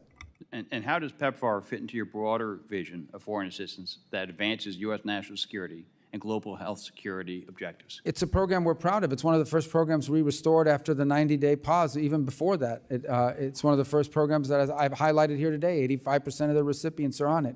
But it does need improvement. The program does need improvement. Thank you. Yield back. Representative Alma. Thank you, Mr. Chairman. Secretary Rubio, do you know what this is? I'm sorry, my LASIX is not as good as it That's used all to right. be. I'll explain. This is a ready-to-use therapeutic food, also known as a RUF.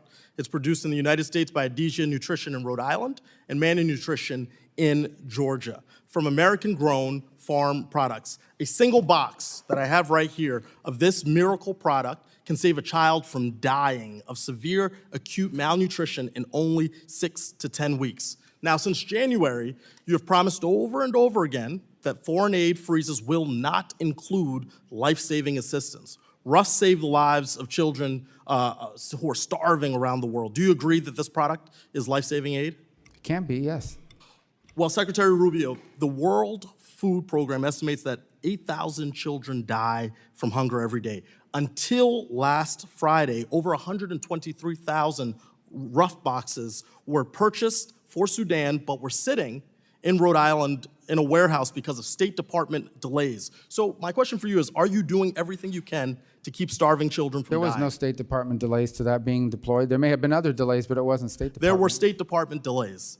And it is clear that you have not done everything you can do to keep these kids from starving, because there are another 185,000 boxes of RUFs that the U.S. government and taxpayers have already paid for sitting in that same warehouse, all because the State Department doesn't have a plan doesn't have his stuff together to get this rolling. So I can think of several countries where this aid is desperately needed, where these boxes of roughs could save hundreds of thousands of children's lives. And these delays have real consequences, not just for starving children, but also jobs at home.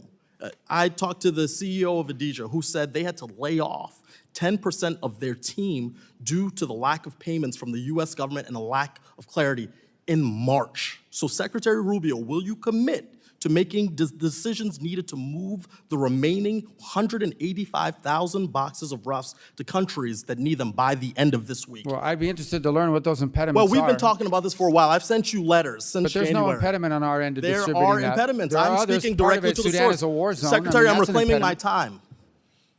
This exists other as a impediments. problem, and you have not acted. That's false. And maybe it's the case that you have too many jobs, because I know it's the case. It must be a lot to be the National Security Advisor, the National Archivist, or the head of USAID.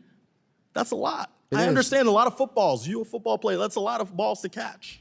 But the issue here is All right, we we can have handle it. children who are dying. So will you commit to continuing to fund the production, transportation, and distribution of these domestically produced life-saving products to save starving children around the world? They're approved now. They are not moving. I just told you about 185,000 boxes in Rhode Island. I And live you there. need to figure out why they're not moving, because it isn't an impediment from us. Sir, you need to figure out. That's actually your job, sir. No, it's no impediment from the State Department. Well, Mr. There may be Secretary, it logistical seems like you impediments that have will not nothing to make do a with commitment. us. Sir, it seems like you refuse to make We a do commitment. more of that than anybody in the world, and we're going to continue to do it. We're going to continue to do food aid. We're going to do more food aid than any country on the planet times 10. Well, that's a lot of talk. But I believe Those are numbers. Seeing is believing, and But there those are is not to numbers. be seen. Those are numbers. Those are facts. We do more foreign aid. and I've more got food numbers. I've got 185,000 boxes that aren't moving. So, Yeah, but the State Department doesn't move I'm going to do you a boxes. little favor. We authorize them to Mr. move, and they're Secretary, I'm authorized- reclaiming my time, sir. I'm going to They're do you a authorized favor. to move. Well, you ask questions you don't let anybody answer. I'm telling you, they're allowed And I to have move. a question for you, and you're compelled to answer. Why don't you take 10 seconds now to turn to your staff and say, let's get this fixed? My staff knows that this has been fixed. No, it There's no hasn't been impediment on the fixed. State Department Well, then side. you have not proven that to me. If the people who are affected, both here domestically and around the world, are not receiving this life-saving product. They are receiving it. Look, you staked your career in the Senate on supporting humanitarian aid, but now you won't make a commitment, or you're saying things have been done that already haven't made been a done. commitment. You've made a commitment? We do more food aid than anybody You are in the world, talking and we're about, doing you are more talking today in than general. anybody in the world. Secretary, I'm reclaiming my time. You are speaking in generalities. I'm talking about I'm specifics. speaking in specifics. We do more than anybody in the world, and we're doing more than anybody in the world right Again, now at this that's very moment. that's hyperbole, sir, because this has been disrupted does more? because of your Who does more? freezing of aid. Who does more food aid than the United States? Sir, why are you asking me questions? My job is to ask you Well, questions. you're the one that's claiming that we're not. Secretary, Tell I'm me who reclaiming does- my time. What food aid Secretary, do I'm we reclaiming do? my client. This is why I'm introducing the Rubio Act. So you focus on the one job that the Senate gave you to serve as our Secretary of State because you are clearly distracted, okay? After the last few months, I understand why President Trump has such colorful nicknames for you.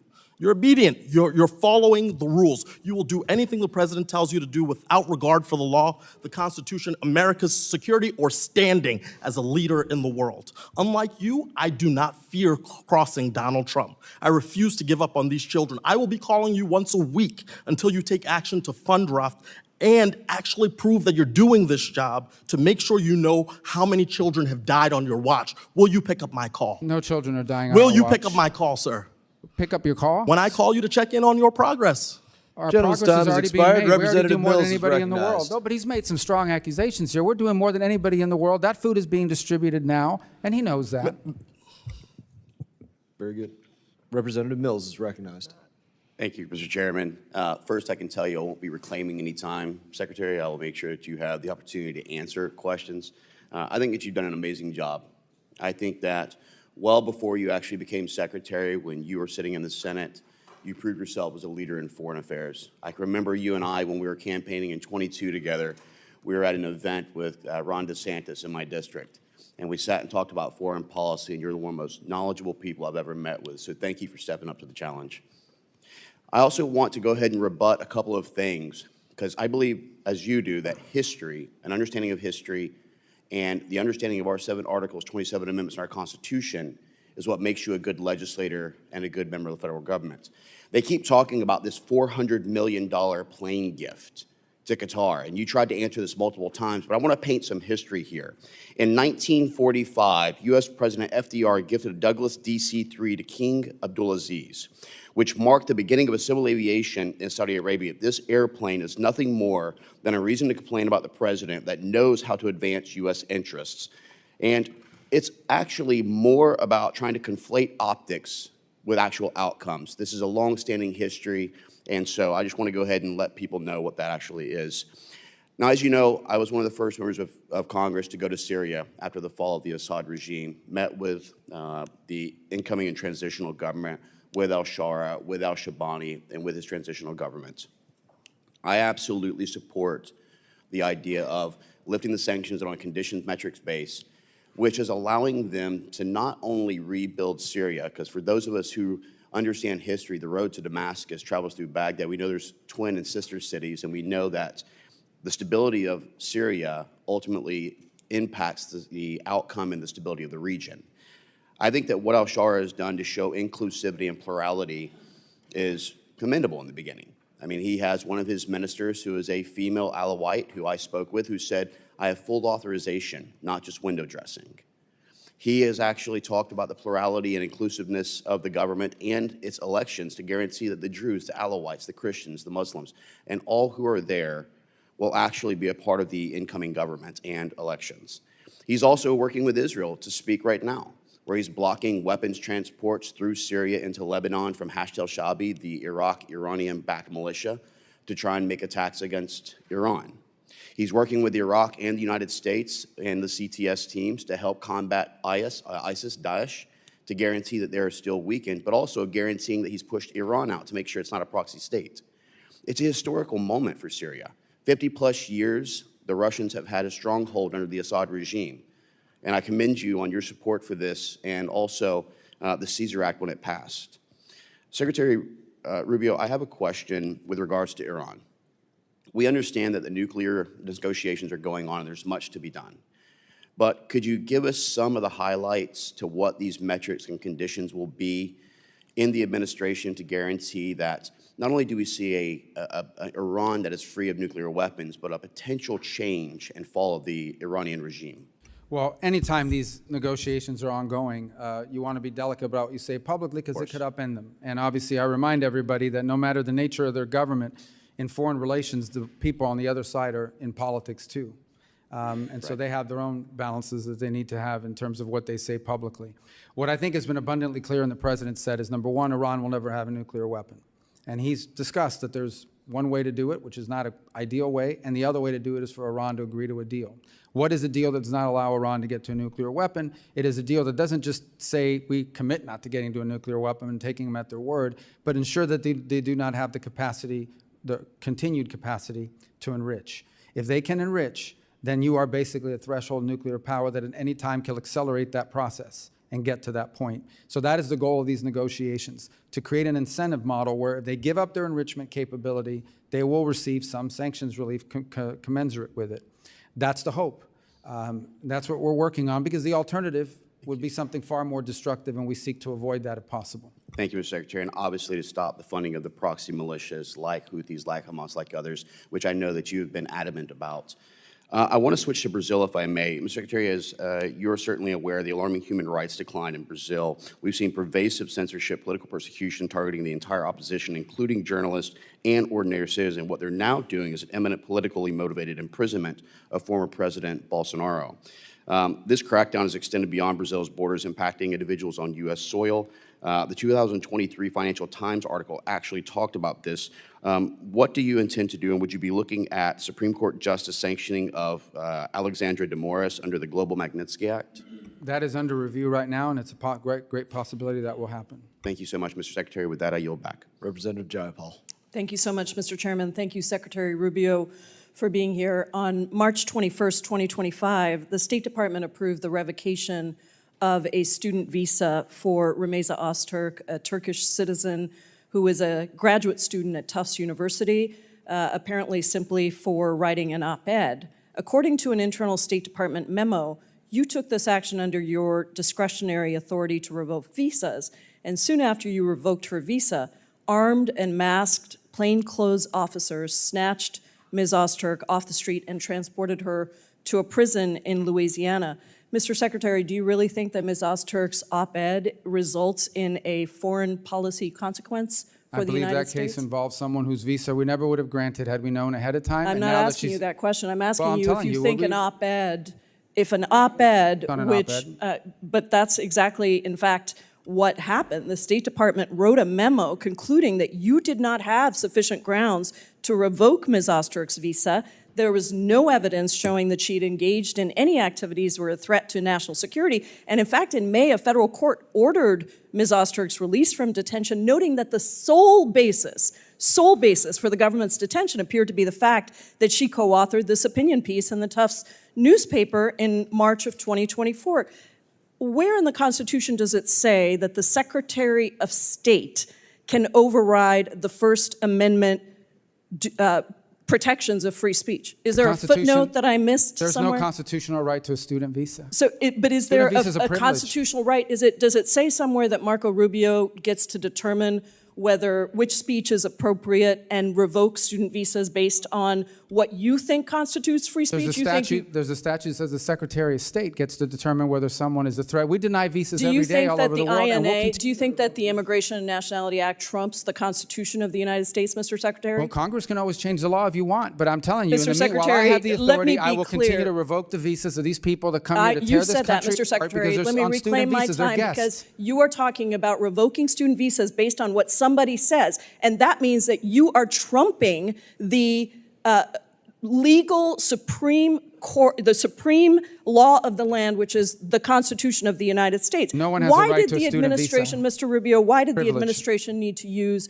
masked, armed, unidentified agents to whisk somebody off the street and deny her counsel for almost 24 hours after her Well, arrest? you'll have to ask the agencies that did that work. Well, I'm you not have- responsible for that. I'm responsible for but- revoking the visas of these people that come to tear Secretary this country Rubio, apart. I'm talking Never about should have this allowed 'em in. particular case where you revoked the student visa of a Turkish citizen who was a graduate student who wrote an op-ed that you didn't like. And suddenly you allowed for masked men to whisk her off the street. And you have multiple jobs, apparently. You're the national security advisor as well. So don't tell me it's not your job who snatches her off the street. We don't do If the these snatching, are but I can tell you we legitimate- do the visa Let revocations, me and ask we're you going to about keep the doing them. national security consequences of people, masked men on the streets, snatching people off the streets. If these are legitimate law enforcement agents carrying out proper arrests, why are they hiding their identities? Because then radical crazies will try to hurt them. So Because you we know so from you we've think that seen- U.S. agents who have almost always gone without face coverings, even when they're arresting I some can't of the speak most to law some of enforcement the functions. We're country's not a law most enforcement dangerous agency. criminals,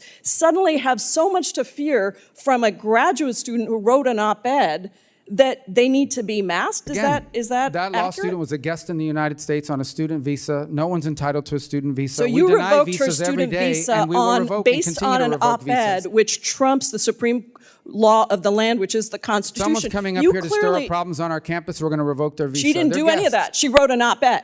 Well, She that's wrote what an you op-ed, claim. and I'm talking to you about her That's her particular lawyer's case. claims and your claims. Those are not the facts. You reclaiming my time. You revoked her student visa Yes, because proudly. she wrote an op-ed. And Would we'll you do more. We're revoke? gonna do more of I them. have another question for you. Would you revoke the visa of someone in the United States who published claims that quote Jews are an untrustworthy and dangerous group? Yes or no? We will revoke the visa of anyone who's in this country as a guest Are who's you here to are you stir up going to trouble. revoke the visa of somebody who made Send me that? the case, that, I'll look at it. that I'm looking statement? to Well, get crazy people out of actually, our it's not country. just about revoking. Forward You to actually, revoking the visas Secretary of any Rubio, lunatics you excuse can me, identify. reclaiming my time. Can you explain to me why the Trump administration granted refugee status to Charles Kleinhaus, the white Afrikaner who tweeted that exact statement that I just said? There's the case. That's not a visa.